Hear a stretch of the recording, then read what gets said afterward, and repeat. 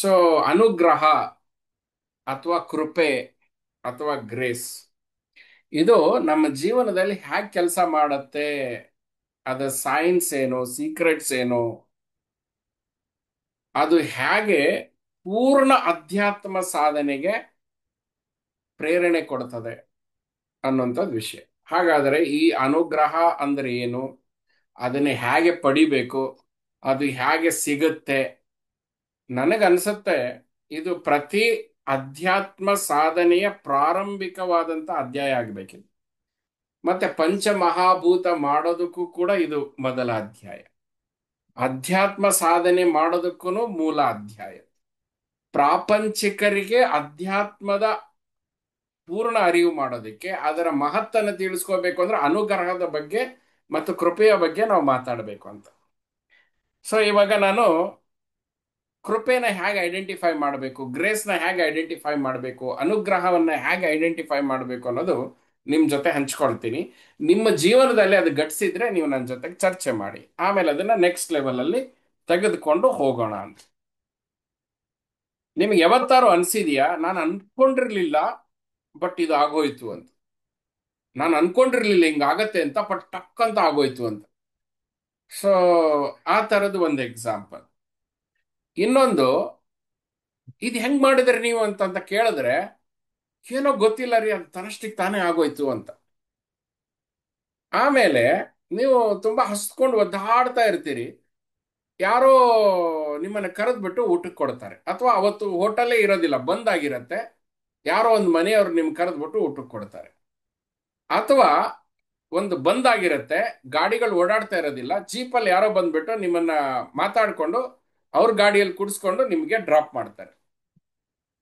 So end so, so end so. ಇಂಥದ್ದು ನಿಮ್ ಜೀವನದಲ್ಲಿ ಏನಾದ್ರು ಘಟನೆ ನಡೆದಿದೆಯಾ?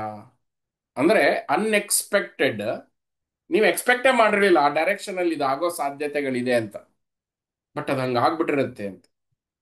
ಸೊ 99% ಬಹಳ ಜನ ಹೇಳ್ತಾರೆ, ಗುರುಗಳು, ನಮ್ಗೊಬ್ರು ಗುರುಗಳು ಬೇಕು ಅಂತ ಅನ್ಕೋತಿದ್ವಾ, ಟಕ್ ಅಂತ ನಿಮ್ದು ವಿಡಿಯೋ ಬಂತ, ಟಕ್ ಅಂತ ನಾವು ನೋಡಿ ಇಲ್ಲಿ ಬಂದ್ವಿ ಅಂತ. ಸೊ ಇದೆಲ್ಲ ಹೆಂಗಾಯ್ತಿದು? ಆಮೇಲೆ ಇನ್ನೊಂದು ವಿಚಾರ ಬರ್ತದೆ. ಅದು ನಾನು ಒಂದು ಸಮಸ್ಯೆ ಬಗ್ಗೆ ವಿಚಾರ ಮಾಡ್ತಾ ಇದ್ದೆ, ವಿಚಾರ ಮಾಡ್ತಾ ಮಾಡ್ತಾ ಆಮೇಲೆ ಟಕ್ ಅಂತ ಹೊಳಿತು ಮಾರ್ರೆ. ಹೆಂಗ್ ಹೊಳಿತು ಗೊತ್ತಿಲ್ಲ, ಟಕ್ ಅಂತ ಹೊಳಿತು. ಎಲ್ಲಿಂದ ಹೊಳಿತು ಗೊತ್ತಿಲ್ಲ, ಎಲ್ಲಿಂದ ಬಂತೋ ಬಂತು, ಇಂಟ್ಯೂಷನ್ ಅಂತ. ಸೊ ಏನಂತ ವರ್ಡ್ ಕೊಡ್ತೀವಿ ನಾವು, ಗೊತ್ತಾಗಿಲ್ಲ ಅಂದ್ರೆ ಅದಕ್ಕೆ ಇಂಟ್ಯೂಷನ್ ಬಂತು, ನಾನು ಅದಕ್ಕೆ ಹಂಗ್ ಮಾಡಿದೆ, ಟಕ್ ಅಂತ ಆಗೋಯ್ತು. ಅದು ಯಾರು ಹಾಕಿದ್ರು ನಿಮ್ ತಲೆಗೆ ಅನ್ನುವಂಥ ಪ್ರಶ್ನೆ.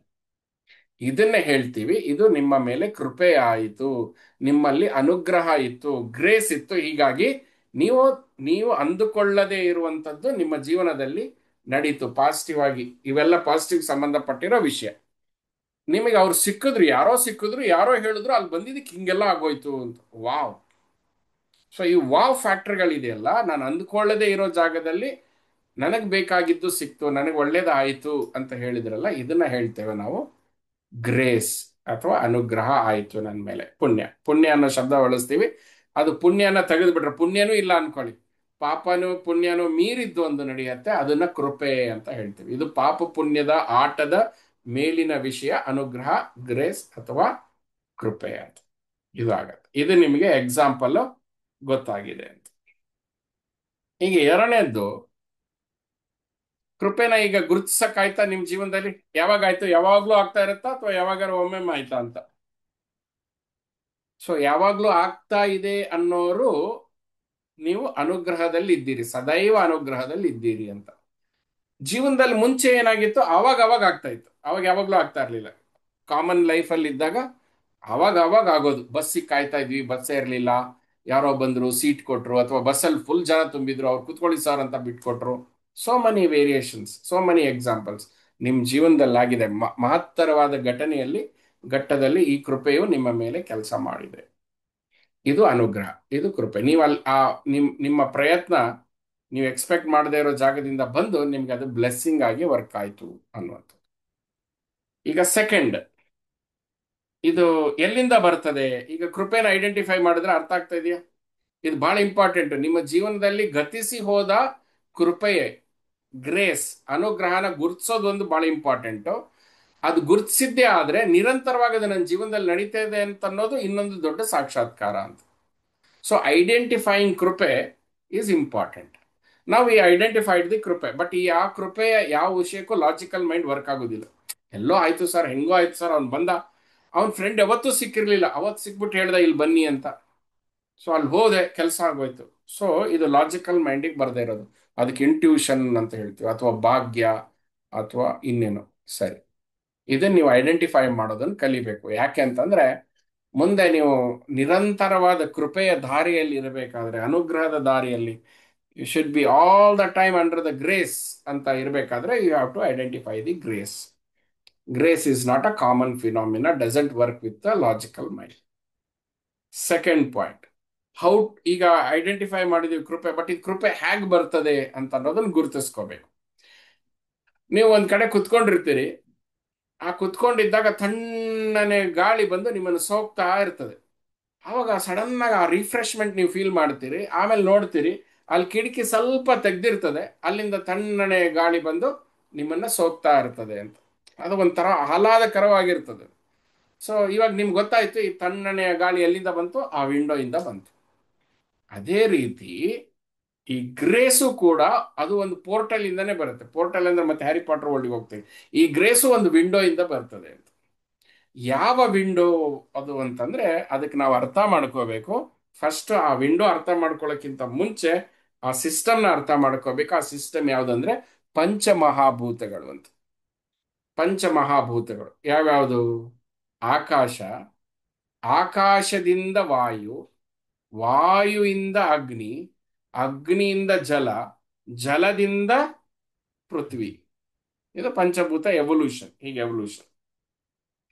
ಯಾಕೆ ಭೂಮಿ ಮೇಲಿರೋರು ಪುಣ್ಯಾತ್ಮರು ಅಂತಂದ್ರೆ, ಭೂಮಿ ಮೇಲಿರೋರು ಮುಕ್ತಿಗೆ ಯೋಗ್ಯರು ಅನ್ನೋದಕ್ಕೆ, ಇಡೀ ಕಾಸ್ಮಾಸ್ ಅಲ್ಲಿ, ವಿಶ್ವಗಳಲ್ಲಿ ಈ ಪೃಥ್ವಿಯಲ್ಲಿ ಮಾತ್ರ ಈ ಪಂಚಭೂತಗಳು ಸಮೀಕರಣ ಕರೆಕ್ಟ್ ಆಗಿದೆ. ಪರ್ಮಿಟೇಷನ್ ಕಾಂಬಿನೇಷನ್ ಪರ್ಫೆಕ್ಟ್ ಆಗಿದೆ. 5:4:3:1 ಅಂತ. ಪರ್ಸೆಂಟೇಜ್ ಅಲ್ಲಿ ನೋಡೋಂಗಿದ್ರೆ ಪೃಥ್ವಿ ತತ್ವ ಕೇವಲ 12% ಮಾತ್ರ. ಬಾಡಿಯಲ್ಲಿ ಯಾವ್ದು ಜಾಸ್ತಿ ಇದೆ? ನೀರು. ಎಷ್ಟು ಪರ್ಸೆಂಟೇಜ್? 72% water is there. 12% ಪೃಥ್ವಿ ತತ್ವ, 6% 6% 4% ಅಗ್ನಿ, 6% ವಾಯು.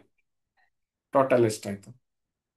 72 ಪ್ಲಸ್ 12, ಹಾ, ಪ್ಲಸ್ 6 ಪ್ಲಸ್ 4, ಹಾ, ಹಾಗಾದ್ರೆ 74 6% ಇಸ್ ಆಕಾಶ್. ಇಲ್ಲ, 2% ಎಲ್ಲ ಮಿಸ್ ಆಗಿದೆ. ಆ ಕ್ಯಾಲ್ಕುಲೇಷನ್ ವಾಪಸ್ ತರೋಣ. ವಾಯು 6%, ಅಗ್ನಿ 4%, ಜಲ 72, ಪೃಥ್ವಿ 12. ಕರೆಕ್ಟ್. ಉಳಿದ 6% ಏನದು? ಆಕಾಶ ತತ್ವ. ಅದು ಎಲ್ಲಿದೆ? ಎಲ್ಲದರಲ್ಲೂ ಇದೆ, ಎಲ್ಲ ಕಡೆ ಆವರಿಸಿದೆ. ಆ ಆಕಾಶ ತತ್ವ ವಾಯುವಿನಲ್ಲೂ ಆವರಿಸಿದೆ, ಅಗ್ನಿಯಲ್ಲೂ ಆವರಿಸಿದೆ, ಜಲತತ್ವದಲ್ಲೂ ಆವರಿಸಿದೆ, ಮತ್ತೆ ಪೃಥ್ವಿ ತತ್ವದಲ್ಲೂ ಆವರಿಸಿದೆ. ಈ 12% ಅರ್ಥ ತತ್ವ ಏನಿದೆ, ಇದರಲ್ಲಿ ನಮ್ಮ ಭಾಗ್ಯ ಅನ್ನೋದು ನಿಂತ್ಕೊಂಡಿದೆ. ನಮ್ಮ ಭಾಗ್ಯ ಅನ್ನೋದು ಪ್ಲೇ ಆಗ್ಬೇಕೆಲ್ಲಿ ಅಂತಂದ್ರೆ ಭೂತತ್ವದಲ್ಲಿ ಪ್ಲೇ ಆಗ್ಬೇಕು. ಭೂತತ್ವ ಅಂದ ತಕ್ಷಣ ನಿಮಗೆ ಜ್ಞಾಪಕ ಬರೋದೇನಂದ್ರೆ ಶರೀರ ಅಂತ, ಅಥವಾ ಪೃಥ್ವಿ ತತ್ವ ಮನಸ್ಸು ಅಂತ. ಇಲ್ಲಿ ಭಾಗ್ಯದ ನಿರ್ಮಾಣ ಆಗತ್ತೆ. ಆದ್ರೆ ಭಾಗ್ಯದ ನಿರ್ಮಾಣ ಆಗೋದಕ್ಕೆ ಹಾಳು ಮಾಡುವಂತ ಪರಿಸ್ಥಿತಿ ಯಾವ್ದು ಮಾಡ್ತಾ ಇದೆ? ದೇಹ ಮತ್ತು ಮನಸ್ಸು. ಆ ಭಾಗ್ಯನ ಎಕ್ಸ್ಪ್ಲೋರ್ ಮಾಡ್ಲಿಕ್ಕೆ ಬಿಡೋದಿಲ್ಲ, ಯಾಕಂದ್ರೆ ಅದು ಕ್ಯಾಪ್ಚರ್ಡ್ ಬೈ ಅರ್ಥ ತತ್ವ. ಆ ಭಾಗ್ಯ ಸೌಭಾಗ್ಯ ಆಗಬೇಕು, ಬಟ್ ದೌರ್ಭಾಗ್ಯ ಆಗಿರೋದಕ್ಕೆ ಕಾರಣ ಆ 12% ಪೃಥ್ವಿ ತತ್ವ. ಇನ್ನ ಜಲತತ್ವ 72% ಜಲತತ್ವ ಇದೆ. ಈ ಜಲತತ್ವ ನೋಡಿ ಹೇಗೆ ಕೆಸರನ್ನ ಹಾಕದ ಕೆಳಗಡೆ ಹೋಗುತ್ತೆ, ಪ್ಯೂರಿಟಿ ಮೇಲ್ಗಡೆ ಬರುತ್ತೆ, ಹೌದಾ? ಸೊ ಇದು ಜಲತತ್ವ. ಈ ಜಲತತ್ವ ನಿಮ್ಮ ಡೀಪ್ ಸ್ಲೀಪಿಗೆ ಸಂಬಂಧಪಟ್ಟಿರೋದು. ಭೂತತ್ವ ನಿಮ್ಮ ಕಾನ್ಶಿಯಸ್ ಮೈಂಡಿಗೆ ಸಂಬಂಧಪಟ್ಟಿರೋದು, ವೇಕಿಂಗ್ ವರ್ಲ್ಡ್. ಅಗ್ನಿ ತತ್ವ ಸ್ವಪ್ನಕ್ಕೆ ಸಂಬಂಧಪಟ್ಟಿರೋದು, ಮತ್ತೆ ಡೀಪ್ ಸ್ಲೀಪು ಜಲತತ್ವಕ್ಕೆ ಸಂಬಂಧಪಟ್ಟಿರೋದು. ಈ 72% ಜಲತತ್ವ ನಿಮ್ಮ ಭಾಗ್ಯವನ್ನ ನಿರ್ಮಾಣ ಮಾಡುತ್ತೆ. ಎಲ್ಲಿ? ಪೃಥ್ವಿ ತತ್ವದಲ್ಲಿರೋ ಭಾಗ್ಯ, ಈ ಜಲ ತತ್ವ ಯಾವ್ದಕ್ಕೆ ಸಂಬಂಧಪಟ್ಟಿರೋದು? ಎಮೋಷನ್ಸಿಗೆ ಸಂಬಂಧಪಟ್ಟಿರೋದು. ಭಾವಂ ಭವೇತ್, ನಿಮ್ಮ ಭಾವನೆಗಳು ಭವಿಸೋದು ಪೃಥ್ವಿಯಲ್ಲಿ. ಸೊ ಜಲತತ್ವ ಪೃಥ್ವಿ ತತ್ವ ಒಟ್ಟಿಗೆ ಕೆಲಸ ಮಾಡತ್ತೆ. ಆದ್ರೆ ಅದು ಭಾಗ್ಯ ಸೌಭಾಗ್ಯನೋ ದೌರ್ಭಾಗ್ಯ ಅಂತ ನಿರ್ಮಾಣ ಆಗೋದಕ್ಕೆ ಬಹಳ ಅದಕ್ಕೆ ಒಂದು ಜಲತತ್ವದ ಮೇಲೆ ನಿಂತ್ಕೊಂಡಿದ್ದು. ಜಲತತ್ವ ಹರಿದೇ ಇದ್ದರೆ ಏನಾಗತ್ತೆ? ನಿಂತ ನೀರಾದ್ರೆ ಚರಂಡಿ ಆಗತ್ತೆ. ಸೊ ನಿಮ್ಮ ಎಮೋಷನ್ಸ್ ಯಾವ ಕಡೆ ಫ್ಲೋ ಆಗ್ತಾ ಇದೆ ಅಂತ, ಅದು ಬಹಳ ಇಂಪಾರ್ಟೆಂಟ್. ಸೊ ಈ ಜಲತತ್ವ ಅನ್ನೋ ಸಬ್ಜೆಕ್ಟ್ ಅಲ್ಲಿ ಒಂದು ವಿವರವಾದ ಚರ್ಚೆ ಇದೆ, ಬಟ್ ಅದರಲ್ಲಿ ನಿಮ್ಗೆ ಗೊತ್ತಿರೋ ಹಾಗೆ emotions plays very important role for grace. Emotions, is your emotions flowing or is your emotions are stagnant ಅನ್ನುವಂಥದ್ದು ವಿಚಾರ. ಹಾಗಾದ್ರೆ ಆ ಜಲತತ್ವದಲ್ಲಿ ಕೆಸರಾಗಿ ಕುಳಿತ ಪೃಥ್ವಿ ತತ್ವ ಯಾವುದು? ನಿಮ್ಮ ಅನ್ರಿಸಾಲ್ವ್ಡ್ ಎಮೋಷನಲ್, ಯುವರ್ ಅನ್ರಿಸಾಲ್ವ್ಡ್ ಎಮೋಷನ್ಸ್. ನೀವು ಇನ್ನೂ ರಿಸಾಲ್ವ್ ಮಾಡ್ಕೊಂಡಿಲ್ಲ, ನಿಮ್ಮ ಕೋಪ ಕ್ಲಿಯರ್ ಮಾಡ್ಕೊಂಡಿಲ್ಲ, ನೀವು ನಿಮ್ಮ ಆಸೆನ ಕ್ಲಿಯರ್ ಮಾಡ್ಕೊಂಡಿಲ್ಲ, ನಿಮ್ಮ ಹತಾಶೆಗೆ ಒಂದು ಗತಿ ಕೊಟ್ಟಿಲ್ಲ ನೀವು. ಅದು ಹಾಗೆ ಹಾಗೆ ಹಾಗೆ ಕ್ಯಾರಿ ಮಾಡ್ಕೊಂಡು ಬರ್ತಾ ಇದ್ದೀರಿ. So that water is not a serene water, now it is a disturbed water. Hence you are not able to experience deep sleep. Are you all with me? ಈ deep sleep is alpha state, is responsible for ಜಲತತ್ವ. ಇಲ್ಲಿ deep sleep ಅಲ್ಲಿ ಏನಾಗತ್ತೆ ಅಂದ್ರೆ, deep sleep ಅಲ್ಲಿ body heal ಆಗತ್ತೆ, physical body heal ಆಗತ್ತೆ, ಪೃಥ್ವಿ ತತ್ವ ಹೀಲ್ ಆಗತ್ತೆ, ಅಟ್ಯೂನ್ ಆಗತ್ತೆ. ಅದಕ್ಕೆ ಡಾಕ್ಟರ್ ನಿಮ್ಗೆ ಪ್ರಾಬ್ಲಮ್ ಜ್ವರ ಬಂದಾಗ ಏನ್ ಹೇಳ್ತಾರೆ? Take rest. ಬೇರೆ ಟೇಕ್ ರೆಸ್ಟ್ ಹೇಳೋದಿಲ್ಲ, ಟೇಕ್ ಅ ಗುಡ್ ರೆಸ್ಟ್. ನೀವು ನಿಮ್ಮ ಮನೆಯಲ್ಲಿ ಗುಡ್ ರೆಸ್ಟ್ ಮಾಡೋದಿಲ್ಲ, ಅದಕ್ಕೆ ಆಸ್ಪತ್ರೆಯಲ್ಲಿ ಮಾಡ್ತಾರೆ. ಆಸ್ಪತ್ರೆಯಲ್ಲಿ ಒಂದು ವಾರ ಹಾಕೊಂಡು ಏನ್ ಮಾಡ್ತಾರೆ? ಡ್ರಿಪ್ ಹಾಕ್ತಾರೆ, ಮಧ್ಯೆ ಮಧ್ಯೆ ಇಂಜೆಕ್ಷನ್ ಕೊಡ್ತಾರೆ. ಬಟ್ ಮ್ಯಾಜಿಕ್ ವರ್ಕ್ ಆಗೋದು ಇಂಜೆಕ್ಷನ್ ಅದೆಲ್ಲ ಇದ್ರೂ ಸರ್ಫೇಸ್ ಲೆವೆಲ್ ಅಲ್ಲಿ. ಬಟ್ ಡೀಪರ್ ಲೆವೆಲ್ ಅಲ್ಲಿ the rest you take in the hospital or the rest you take, the rest for the body that you take. So ನಾವೇನ್ ಮಾಡ್ಬಿಟ್ಟಿವಿ, ನಮ್ಮ ಜೀವನದ ಓಡಾಟದಲ್ಲಿ we are not resting properly. ನಮ್ಮ rest ಏನಿದೆ unresting rest ಆಗಿದೆ. ಹೀಗಾಗಿ ನಾವು ಎಮ್ಮೆ ತರ ಮಲ್ಕೊಂಡು ಹೇಳ್ತೀವಿ, ಹಿಂಗಾಗಿ ತಾಮಸಕ್ಕೆ ಫೀಲಿಂಗ್ ಇರುತ್ತೆ. ಮಲ್ಕೊಳ್ಳೋದು, deep sleep should be a healing process. Deep sleep, so ನಿಮಗೆ it is connected with grace. Grace ನಿಮ್ಮ ಮೇಲೆ ಬರಬೇಕು ಅನ್ನೋ ಹಂಗಿದ್ರೆ ನಿಮ್ಮ ಶರೀರ ಹೀಲ್ ಆಗಿರ್ಬೇಕು. ನಿಮ್ಮ ಶರೀರ ಹೀಲ್ ಆಗಿರ್ಬೇಕು ಅಂತಂದ್ರೆ ಜಲತತ್ವ ಶುದ್ಧಿ ಆಗಿರ್ಬೇಕು. ಜಲತತ್ವ ಶುದ್ಧಿ ಆಗಿದೆ ಅಂದ್ರೆ ಅದನ್ನ ಡೀಪ್ ಸ್ಲೀಪ್ ಅಲ್ಲಿ ಅದನ್ನ ಇಟ್ಕೊಂಡಿರ್ಬೇಕು. Deep sleep, you have to achieve deep sleep. ಅಂದ್ರೆ ನಿಮ್ಮ ಶರೀರಕ್ಕೆ ಕಾನ್ಸ್ಟೆಂಟ್ ರೆಸ್ಟ್ ಕೊಡೋದಕ್ಕೆ ಶುರು ಮಾಡ್ಬೇಕು.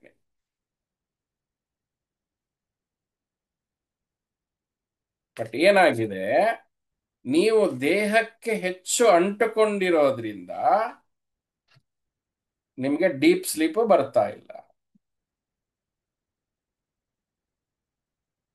ನಿಮ್ಮ ಭಾಗ್ಯವನ್ನ ಡಿಸೈಡ್ ಮಾಡುವ ಪೃಥ್ವಿ ತತ್ವ ಭಾಗ್ಯವನ್ನ ಪಡೆಯೋದಕ್ಕೆ ಬಿಡ್ತಾ ಇಲ್ಲ. ಯಾಕಂದ್ರೆ ಆ 12% is full of ego. Ego is ಪೃಥ್ವಿ ತತ್ವ. ಬಿಕಾಸ್ ಆಫ್ ದ ಈಗೋ ನಿಮಗೆ ಅದು ಏನಾಯ್ತು? ಬ್ಲಾಕ್ ಕ್ರಿಯೇಟ್ ಮಾಡ್ತಾ ಇದೆ. ಅದಕ್ಕೆ ಕೆಲವ್ರು ಹೇಳಲ್ವಾ, ಗುರು ಕೃಪೆಯಿಂದ ನನ್ನ ಭಾಗ್ಯ ಬದಲಾಯಿತು ಅಂತ. ಕೃಪೆಯಿಂದಲೇ ನಿಮಗೆ ಭಾಗ್ಯ ಸಿಗುತ್ತದೆ, ಸೌಭಾಗ್ಯ ಸಿಗುತ್ತದೆ, ಅದು ಕೃಪೆಯಿಂದ ಮಾತ್ರ. ಅದು ಏನಾಗ್ತಾ ಇದೆ, ಅದು ಯಾಕೆ ಬ್ಲಾಕ್ ಆಗಿದೆ?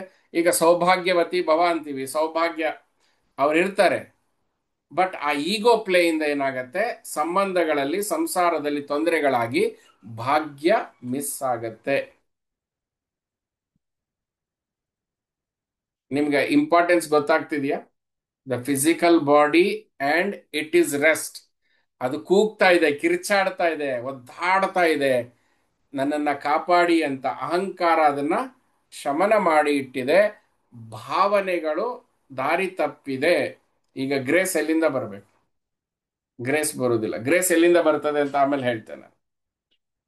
ಬಹಳ ಜನ ಹೇಳ್ತಾರೆ, ನಾನು ಆ ದೇವಸ್ಥಾನಕ್ಕೆ ಹೋಗಿ ಬಂದೆ, ನಾನು ಆ ತೀರ್ಥಯಾತ್ರೆಗೆ ಹೋಗಿ ಬಂದೆ, ನಾನು ಈ ಗುರುಗಳ ಕಡೆ ಹೋಗಿ ಬಂದೆ, ನಾನು ಈ ವರ್ಕ್ಶಾಪ್ ಮಾಡ್ಕೊಂಡು ಬಂದೆ, ನನಗೆ ತುಂಬಾ ಗ್ರೇಸ್ ಬಂದ್ಬಿಡ್ತು. ಅಂಡ್ ಗ್ರೇಸ್ ಕ್ರಿಯೇಟೆಡ್ ಭಾಗ್ಯ ನಮಗೆ ಅಂತ.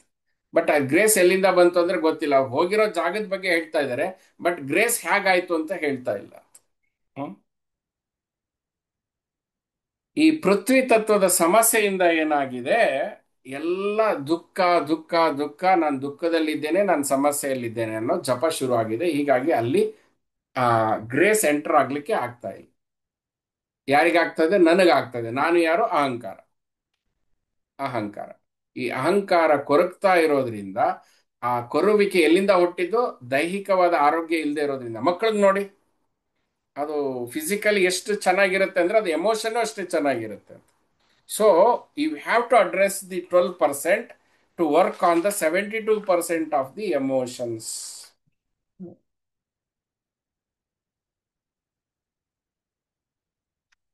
ಈ ಅಹಂಕಾರ ಅನ್ನೋದೇನಾಗಿದೆ ಅಂತಂದ್ರೆ, 6% ನಮ್ಮ ಜೀವನನ, ಈಗ ಈ ಪಂಚಭೂತಗಳನ್ನ ಕ್ಯಾರೆಕ್ಟರ್ ಕೊಟ್ರೆ ಏನಾಗತ್ತೆ? 6% ಕೃಷ್ಣನ್ ಕೊಡೋಣ, 12% ದುರ್ಯೋಧನನ್ ಕೊಡೋಣ, 72% ಅರ್ಜುನನ್ ಕೊಡೋಣ. ಅರ್ಜುನ್ ಇಸ್ ಅ ಎಮೋಷನಲ್ ಭಾವಜೀವಿ ಅವನು. ಸೊ ಈಗೇನಾಗತ್ತೆ, ಈ ಇವ್ರಿಗೆಲ್ಲರಿಗೂ ದೊಡ್ಡದು ಕಾಪಾಡ್ತಾ ಇರುವಂತದ್ದು ಯಾವುದು? ಗ್ರೇಸ್. ಗ್ರೇಸ್ ಕಾಪಾಡ್ತಾ ಇದೆ. ಆದ್ರೆ ದುರ್ಯೋಧನಿಗೆ ಕೇಳಿದಾಗೆಲ್ಲ ಏನು ಹೇಳ್ತಿದ್ದ ನಾನು? ಅಪ್ಪ, ನೀವು ನಮ್ಮ ಪಾಂಡವರಿಗೆ ಸಾಮ್ರಾಜ್ಯ ಕೊಡು. ಅವನ್ ಕೊಡಲ್ಲ ಅಂತ, ನೋ ಅಂತಾನು. ವನವಾಸಕ್ಕೆ ಹೋಗ್ಬೇಕು ಅಂತ, ನೀವು ವನವಾಸ ಮುಗಿಸ್ ಬಂದ್ರು, ಸಾಮ್ರಾಜ್ಯ ಕೊಡು, ನೋ. ಅಪ್ಪ, 5 ಹಳ್ಳಿ ಆದ್ರೂ ಕೊಡಪ್ಪ, ನೋ. ಈ ನೋ ನೋ ನೋ ಅಂತ ಹೇಳಿ ದೊಡ್ಡ ಯುದ್ಧಕ್ಕೆ ಕಾರಣ ಆಗಿ ತನ್ನ ತನ್ನ ವಧೆಗೆ ತಾನೇ ಕಾರಣ ಆದ ದುರ್ಯೋಧನ ಎಷ್ಟು ಪರ್ಸೆಂಟ್? 12%. ಈ 12% ದುರ್ಯೋಧನ ನಮ್ಮೊಳಗೂ ಇದ್ದಾನೆ. ಅವನು ಬೆಳಗ್ಗೆ 5 ಗಂಟೆಗೆ ಜಾಗಿಂಗ್ ಹೋಗ್ಬೇಕು, ನೋ. ನಾನು ಇವತ್ತು ಉಪವಾಸ ಮಾಡಬೇಕು, ನೋ. ನಾನು ಅದನ್ನ ಸಾಧನೆ ಮಾಡಬೇಕು, ನೋ. ನಿಮ್ಮ ನಿಮ್ಮಲ್ಲಿ ಹುಟ್ಟತಾ ಇರೋ ನೋಗೆ ಮೂಲ ಕಾರಣ ಆ ದುರ್ಯೋಧನ, ಆ 12% ಪೃಥ್ವಿ ತತ್ವ. So that is blocking the grace. So ಹಾಗಾದ್ರೆ ನಿಮಗೆ ಕೃಪೆ ಬರಬೇಕು ಅಂದ್ರೆ ಏನಾಗಬೇಕು? ಕೃಪೆ ಬರಬೇಕು ಅಂತಂದ್ರೆ ನೀವು ಕರ್ಮವನ್ನ ಮಾಡಬೇಕು. ಮಾಡಬೇಕು. ನಿಮ್ಮ ಡಿಸೈನ್ಡ್ ಕರ್ಮ ಏನಿದೆ ನೀವು ಮಾಡಲೇಬೇಕು. ಈಗ ನಿಮ್ಮ ಪರಿಸ್ಥಿತಿ ದುಡಿಯೋ ತರ ಬಂದಿದೆ, ದುಡಿಬೇಕು. Use your talent, work on it. ಕೊರಗೋಂಗಿಲ್ಲ. Now it has come, the opportunity has come to work back. ಎಷ್ಟು ದಿವಸ ಗ್ರೇಸ್ ಇತ್ತು, ವರ್ಕ್ ಮಾಡ್ತಾರೆ. ಮತ್ತೆ ಈಗ ಗ್ರೇಸ್ ಕಡಿಮೆ ಆಗಿದೆ, ನಾನು ಕೆಲಸ ಮಾಡೋ ಪರಿಸ್ಥಿತಿ ಮಾಡಬೇಕು, ಕರ್ಮ ಮಾಡಲೇಬೇಕು. ಕೈ, ಕಾಲು, ಕಣ್ಣು. ಕಣ್ಣು ನೋಡ್ತಾ ಇರಬೇಕು, ಕಿವಿ ಕೇಳ್ತಾ ಇರಬೇಕು, ಬಾಯಿ ಮಾತಾಡ್ತಾ ಇರಬೇಕು, ಶರೀರ ಕೆಲಸದಲ್ಲಿರಬೇಕು, ಕರ್ಮದಲ್ಲಿರಬೇಕು, ಚಲಾವಣೆಯಲ್ಲಿರಬೇಕು. ಕರ್ಮದಲ್ಲಿ ಇರೋದ್ರಿಂದ ಮಾತ್ರ ಆ 12% ಹಿಡಿತದಿಂದ ನಾವು ಆಚೆ ಬರ್ತೀವಿ. ಮತ್ತೆ ನಮ್ಮ ಜಲ ಹರಿತಾ ಇರಬೇಕು, ಅಂದ್ರೆ ಅಳ್ತಾ ಇರಬೇಕು ಅಂತಲ್ಲ, ನಮ್ಮ ಎಮೋಷನ್ ಶುದ್ಧಿ, ಭಾವ ಶುದ್ಧಿ ಆಗ್ತಾನೇ ಇರಬೇಕು. ಭಾವ ಶುದ್ಧಿ ಆಗ್ತಾನೆ ಇರಬೇಕು. ಅದರ ಅರ್ಥ ಅಳೋದಲ್ಲ.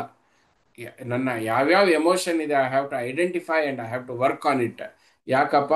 ಗ್ರೇಸ್ ವರ್ಕ್ ಮಾಡಬೇಕು. ಯಾಕಂದ್ರೆ ಗ್ರೇಸ್ ಇದ್ರೂ ಕೂಡ ನಿಮ್ಮ ಜಲತತ್ವ, ನಿಮ್ಮ ಎಮೋಷನ್ಸು, ಭಾವಬಂಧನ ಅದೇನ್ ಮಾಡ್ತಿದೆ, ಭೂಮಿ ಜೊತೆ ಸೇರ್ಕೊಂಡು ಭಾಗ್ಯವನ್ನ ಕೊಡ್ತಾ ಇಲ್ಲ. ಕೊಡ್ತಾ ಇಲ್ಲ. ಸೊ ನಮ್ಮಲ್ಲಿ ಏನ್ ಕೇಳಿದ್ರು ಇಲ್ಲ ಅನ್ನೋ ದುರ್ಯೋಧನನ ಓಡಿಸ್ಬೇಕು.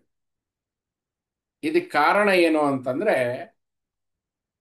ಈಗ ಬರೋಣ, ಈಗ ಇಲ್ಲೊಂದು ವಿಷಯಕ್ಕೆ ಬರೋಣ. ಈಗ ವಾಯು ತತ್ವಕ್ಕೆ ಬರೋಣ. ವಾಯು ತತ್ವದ ಮೂಲಕನೇ ಕೃಪೆ ಹರಿದು ಬರ್ತಾ ಇದೆ. ಯಾವ ತತ್ವದ ಮೂಲಕ? ವಾಯು ತತ್ವದ ಮೂಲಕ. ಈ ವಾಯು ಶುದ್ಧ ವಾಯು ಆಗಬೇಕು. ಈ ಪ್ರಾಣವಾಯು ಶುದ್ಧ ಪ್ರಾಣ ಆಗಲೇಬೇಕು. Again it is connected with science of ಸಂಜೀವಿನಿ ಭಸ್ತ್ರಿಕಾ ಪ್ರಾಣಾಯಾಮ. ಎಲ್ಲಾ ಪ್ರಾಣಾಯಾಮಕ್ಕೂ ಮತ್ತೆ ಯಾಕೆ ಪ್ರಾಣಾಯಾಮ ಅಷ್ಟು ಮುಖ್ಯವಾದ ವಿಷಯ ಕೊಟ್ಟರು? ಪ್ರಾಣಾಯಾಮದಲ್ಲಿ ಏನಾಗುತ್ತೆ? ಪ್ರಾಣವಾಯು ಶುದ್ಧಿ ಆಗತ್ತೆ.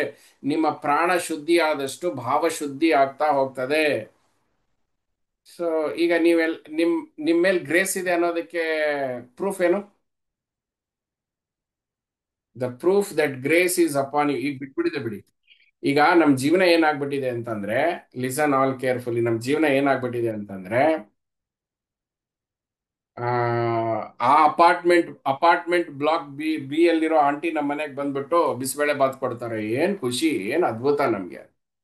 ಯಾರೋ ಒಬ್ರು ಬಂದ್ಬಿಟ್ಟು ನಮ್ಗೆ ಗಿಫ್ಟ್ ಕೊಡ್ತಾರೆ. ಏನ್ ಅವ್ರು ಹೊಗಳಿದ್ದೇ ಹೊಗಳಿದ್ ನಾವು. ಈ 30-40 ವರ್ಷದಿಂದ ಅಪ್ಪ ಅಮ್ಮ ಅಂತ ಇರ್ತಾರಲ್ಲ, ಅವ್ರು ನಮ್ಮನ್ನ ನೋಡ್ಕೊಂಡು ಬರ್ತಾ ಇದಾರೆ. So many foods they have given us, so many gifts they have given us. Are we not taken it for granted? ನಾವು ಎಷ್ಟು ಗ್ರಾಂಟೆಡ್ ಆಗಿ ತಗೊಂಡ್ಬಿಟ್ಟಿದೀವಿ ಅಂದ್ರೆ ಅವ್ರ ಇರುವಿಕೆನೆ, ಅವ್ರ ಅಸ್ತಿತ್ವಕ್ಕೆ ನಾವು ಬೆಲೆ ಕೊಡ್ತಾ ಇಲ್ಲ. ಹೊರಗಡೆಯಿಂದ ಏನಾರ ಬಂದ್ರೆ ಅವ್ರನ್ನ ದೇವ್ರ ತರ ನೋಡ್ತಾ ಇದೀವಿ. ಮನೆಗೆ ಬಾರಿ ಊರಿಗೆ ಉಪಕಾರ ಆಗ್ಬಿಟ್ಟಿದೀವಿ. ಯಾರೋ ಒಂದ್ ಇಬ್ರು ಹಿಂಗ್ ಬಂದು ಹೋಗ್ತಾರೆ, ಮಾಡ್ತಾ ಇದೀವಿ. ಮನೆಯವರು, ತಂದೆ ತಾಯಿಗೆ ನಾವು we never been a grateful. ಅವ್ರು they gave a birth, they raised. ಈಗ ನಮಗ್ ಬುದ್ಧಿ ಬಂದಿದೆ, ನಾವು ಅವ್ರನ್ನ ಅಳಿಬೋದು. ಬಟ್ ನಮ್ ಬುದ್ಧಿ ಬರ್ದೇ ಇರೋ ಟೈಮಲ್ಲಿ ಕಾಪಾಡಿದ್ದವ್ರು ಅವರೇ ಅಲ್ವಾ? ಎಷ್ಟು ಅಕನಾಲೇಜ್ ಮಾಡಿದೀವಿ ನಾವು ಅವ್ರನ್ನ. ನಾವು ಅದನ್ನ ಅಕನಾಲೇಜ್ ಮಾಡೇ ಇಲ್ಲ. ಹೀಗಾಗಿ ಏನಾಗಿದೆ, ವಾಯು ತತ್ವ ಈ ಕೃಪೆಯ ಮೂಲ ಕಾರಣ. ಕೃಪೆ ಇರೋದಕ್ಕೆ ಮೂಲ ಕಾರಣ ಯಾಕೆ ಅಂತಂದ್ರೆ, ನಿಮ್ಮ ಮೇಲೆ ಭಗವಂತ ನಿಮ್ಮನ್ನು ಪ್ರೀತಿಸ್ತಾ ಇದ್ದಾನೆ, ನಿಮ್ಮ ಮೇಲೆ ಕೃಪೆಯ ಧಾರೆನ ಹರಿಸ್ತಾ ಇದ್ದಾನೆ ಅನ್ನೋದಕ್ಕೆ ಒಂದೇ proof, you are all breathing. Are you not breathing? Are you aware of your breath? And there is no breath, you are pronounced dead. So how much the value we added. ಆ ಅನುಗ್ರಹ ನಮ್ಮಲ್ಲಿ ಹರಿತಾ ಇದೆ, ನೀವು ಕೇಳಿದ್ರು ಕೇಳದೇ ಇದ್ರು. ಎಷ್ಟು ಅದಕ್ಕೆ ನಾವು ವ್ಯಾಲ್ಯೂ ಬೆಲೆ ಕಟ್ಟಿದ್ವಿ. ನಾಟ್ ಕಮರ್ಷಿಯಲ್ ಟರ್ಮ್ಸ್ ಬೆಲೆ ಕಟ್ಟಿದ್ವಿ ಅಲ್ಲ, ವ್ಯಾಲ್ಯೂ ಮಾಡಿದೀವಪ್ಪ ಅದ್ರ ಇರುವಿಕೆ, ನನ್ನ ಉಸಿರಾಡುವಿಕೆಯನ್ನ ಅಂತ. ಇದ್ರ ಹಿಂದೆ ದೊಡ್ಡ ಸೈನ್ಸ್ ಇದೆ, ಕೃಪೆಯ ಸೈನ್ಸ್ ಇದೆ. ಅದನ್ನ ಅರ್ಥ ಮಾಡ್ಕೊಳ್ಳೋಕ್ಕಿಂತ ಮುಂಚೆ, ಕೃಪೆ ಯಾಕೆ ಬ್ಲಾಕ್ ಆಗ್ತಾ ಇದೆ ಯಾಕಂದ್ರೆ ನೆಕ್ಸ್ಟ್ ನಾನು ಏನು ಹೇಳಕ್ ಹೊರಟಿದ್ದೀನೋ ಅದು ಬ್ಲಾಕ್ ಮಾಡಿಸುತ್ತೆ. ಯಾಕಂದ್ರೆ ಪಂಚಕೋಶಗಳು ಇಲ್ಲಿ ಕೆಲ್ಸಕ್ಕೆ ಬರ್ತದೆ. ಅನ್ನಮಯ ಕೋಶ, ಪ್ರಾಣಮಯ ಕೋಶ. ಈ ಪ್ರಾಣಮಯ ಕೋಶದಕ್ಕೆ ತಾನೇ ಈಗ ಕೃಪೆ ಕನೆಕ್ಟ್ ಆಗಿರೋದು. ಓಕೆ, ಬ್ರೆತ್ ಕನೆಕ್ಟ್ ಆಗಿರೋದು, ಪ್ರಾಣವಾಯು ಕನೆಕ್ಟ್ ಆಗಿರೋದು. ಅದಾದ್ಮೇಲೆ ಏನ್ ಬರುತ್ತೆ? ಮನೋಮಯ ಕೋಶ. ಅದಾದ್ಮೇಲೆ ಏನ್ ಬರುತ್ತೆ? ವಿಜ್ಞಾನಮಯ ಕೋಶ. ಆ ವಿಜ್ಞಾನಮಯ ಕೋಶದ ಮೇಲೆ ಕುತ್ಕೊಂಡಿರೋನು ಶ್ರೀಕೃಷ್ಣ ಪರಮಾತ್ಮ. ಆನಂದಮಯ ಕೋಶ, ಆನಂದಮಯವನ ನಮ್ಮ ಆನಂದ ಮಾಸ್ಟರ್ ಆನಂದ. ಅದ್ರ ನಿಜವಾದ ಆನಂದ ಕೃಷ್ಣನ ಆನಂದ. ಆ ಕೃಷ್ಣನ ಆನಂದ ಅದು ಅಲ್ಲಿರುತ್ತೆ. ಆದ್ರೆ ಯಾವಾಗ ಈ ಅನುಗ್ರಹ ಹರಿದು ಬರುತ್ತೆ ವಿಜ್ಞಾನದಿಂದ, ಜ್ಞಾನ ಮುಖೇನ ಅನುಗ್ರಹ ಬರ್ತದೆ. ಆ ಜ್ಞಾನ ಮುಖೇನ ಅನುಗ್ರಹ ಪ್ರಾಣಮಯ ಕೋಶಕ್ಕೆ ಬರಬೇಕು. ಅದ್ರ ಮಧ್ಯೆ ಏನೋ ನಿಂತ್ಕೊಂಡಿದೆ ಅಲ್ಲಿ, ಮನೋಮಯ ಕೋಶ ಅಲ್ಲಿ ಅಡ್ಡಾಗಿ ನಿಂತ್ಕೊಂಡಿದೆ ಅಂತ. ನಮ್ಮ ಇಡೀ ಅನುಗ್ರಹಕ್ಕೆ ಬಾಧೆ ತರ್ತಾ ಇರೋದು ಯಾವ್ದಪ್ಪ ಅಂದ್ರೆ ನಮ್ಮ ಮನಸ್ಸು ಅಂತ. ಆ ದುರ್ಯೋಧನ ಏನಿದಾನೆ, ಈ ಮನಸ್ಸಿನ ಅಧಿಷ್ಠಾನ ದೇವತೆ ಅವನು. ಏನ್ ಕೇಳಿದ್ರೆ ಇಲ್ಲ, ನೋ ನೋ ನೋ ಅಂತ. ದುರ್ಯೋಧನ ಬಿಟ್ಕೊಡ್ಬೇಕು ನಾವು. ಸೊ ದುರ್ಯೋಧನ ಜೊತೆ ನಮ್ಮ ಹೋರಾಟ ನಡಿಲೇಬೇಕು. ಆ ಮನಸ್ಸನ್ನ ನಾವು ಸಮಗೊಳಿಸ್ಬೇಕು ಅಂತ. ಮನಸ್ಸನ್ನ ಸಮಗೊಳಿಸಿದಾಗ ಏನಾಗತ್ತೆ, ಗ್ರೇಸ್ ಹರಿಯಕ್ ಶುರು ಮಾಡುತ್ತೆ. ಈ ಮನಸ್ಸಿನಲ್ಲಿ ಏನೇನಿದೆ? ಅಹಂಕಾರ ಇದೆ. ಮೈಂಡ್ ಮ್ಯಾನೇಜ್ಮೆಂಟ್ ಕಲ್ತಿದ್ದೀರಲ್ಲ, ಅದನ್ನ ಇನ್ನೊಂದ್ಸರಿ ರೀಕಾಲ್ ಮಾಡಿ. ಇನ್ನು ಉಳಿದವ್ರು ಕಲಿಯೋದಿದೆ ಇನ್ನುವೆ. Hmm. So what is blocking? ವಿಜ್ಞಾನಮಯ ಕೋಶದಿಂದ ಪ್ರಾಣಮಯ ಕೋಶಕ್ಕೆ ಹರಿದು ಬರಬೇಕಾದ ಕೃಪೆ ಬ್ಲಾಕ್ ಮಾಡ್ತಾ ಇರೋದು ಯಾವುದು? ಮನೋಮಯ ಕೋಶ, ಮನಸ್ಸು, ಅಹಂಕಾರ ಪರ್ಟಿಕ್ಯುಲರ್ಲಿ. ಸೊ ನಮ್ಮ ಮೇಲೆ ಭಗವಂತನ ಕೃಪೆ 6% ಇದೆ. 6% ಮಾತ್ರ ಇದೆ. ಅದು ಅವ್ಯಾಹತವಾಗಿದೆ. ಅವ್ಯಾಹತ ಅಂದ್ರೆ ಇನ್ಸಿಸ್ಟೆಂಟ್ಲಿ ಅಂತ ಏನೋ ಹೇಳ್ತಾರಲ್ವ ಇಂಗ್ಲಿಷ್. ಹಾ, ಅವ್ಯಾಹತವಾಗಿದೆ. ಆದ್ರೆ ಅದು 50% ಮಾತ್ರ ವರ್ಕ್ ಆಗ್ತದೆ ನಮ್ಗೆ. ಹೆಂಗ್ ವರ್ಕ್ ಆಗ್ತಾ ಇದೆ? ಪ್ರಾಣವಾಯು ಡೈರೆಕ್ಟ್ಲಿ ನಮ್ಮ ಗ್ರೇಸಿಗೆ ಕನೆಕ್ಟ್ ಆಗಿದೆ. ಹೆಂಗ್ ಕನೆಕ್ಟ್ ಆಗಿದೆ? You take a breath, you inhale and exhale. Inhale, exhale. ಸ್ವಾಮಿ, ನಿಮ್ಮ ಮನೆಯಲ್ಲಿ ಲಕ್ಸರಿ ಕಾರ್ ಇದೆ, ಬಂಗ್ಲಾ ಇದೆ, ವಜ್ರ ಇದೆ, ವೈಡೂರ್ಯ ಇದೆ. ಅನುಭೋಗಿಸೋಕೆ ದೇಹನೇ ಸರಿ ಇಲ್ಲ ಅಂದ್ರೆ ಏನ್ ಮಾಡ್ತೀರಿ?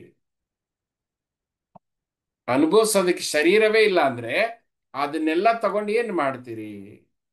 ನಿಮ್ಮ ವಜ್ರ ವೈಡೂರ್ಯಗಳನ್ನ ಇಟ್ಕೊಂಡು ನೀವು 21 ದಿವಸ ಉಪವಾಸ ಇದ್ರೆ ಏನು ಉಪಯೋಗ ಬರುತ್ತೆ? ಉಪವಾಸ, ಶರೀರ ಉಪವಾಸವಾಗಿದ್ರೆ ಏನು ಬರ್ತದೆ? ಸೊ ಎದಕ್ಕೆ ಭಗವಂತನ grace only 50% is on us ಅಂದ್ರೆ, ಅದು ಬೈ ಡಿಫಾಲ್ಟ್. ನೀವು ಹುಟ್ಟೋಕ್ಕಿಂತ ಮುಂಚೆ ನಿಮ್ಮನ್ನ ತಂದೆ ತಾಯಿ ಕೊಟ್ಟು, ಹಾಲು ಕೊಟ್ಟು, ಊಟ ಕೊಟ್ಟು, ಮನೆ ಕೊಟ್ಟು, ಹೊರಗಡೆ ಬಂದಾಗ ಬೆಳಕು ಗಾಳಿ ವಾಯು ಸೂರ್ಯ ಚಂದ್ರ ಸಂವತ್ಸರಗಳನ್ನ ಸೀಸನ್ಸ್ನ ಎಲ್ಲ ನಿಮಗೆ ಕೊಟ್ಟು ಅವ ಮಾಡಿಬಿಟ್ಟಿದ್ದಾನೆ. ಪೂರ್ಣ ಕೃಪೆ ನಮ್ಮ ಮೇಲೆ ಮಾಡ್ಕೊಳಕ್ ಆಗ್ತಾ ಇಲ್ಲ. ಯಾಕೆ ಅಂತಂದ್ರೆ ನಾವು ಈ ದೇಹ ಕಂಡ್ಕೊಂಡಿದ್ದೀವಿ, ಈ ದೇಹ ಕಂಡ್ಕೊಂಡ್ಬಿಟ್ಟಿದೀವಿ.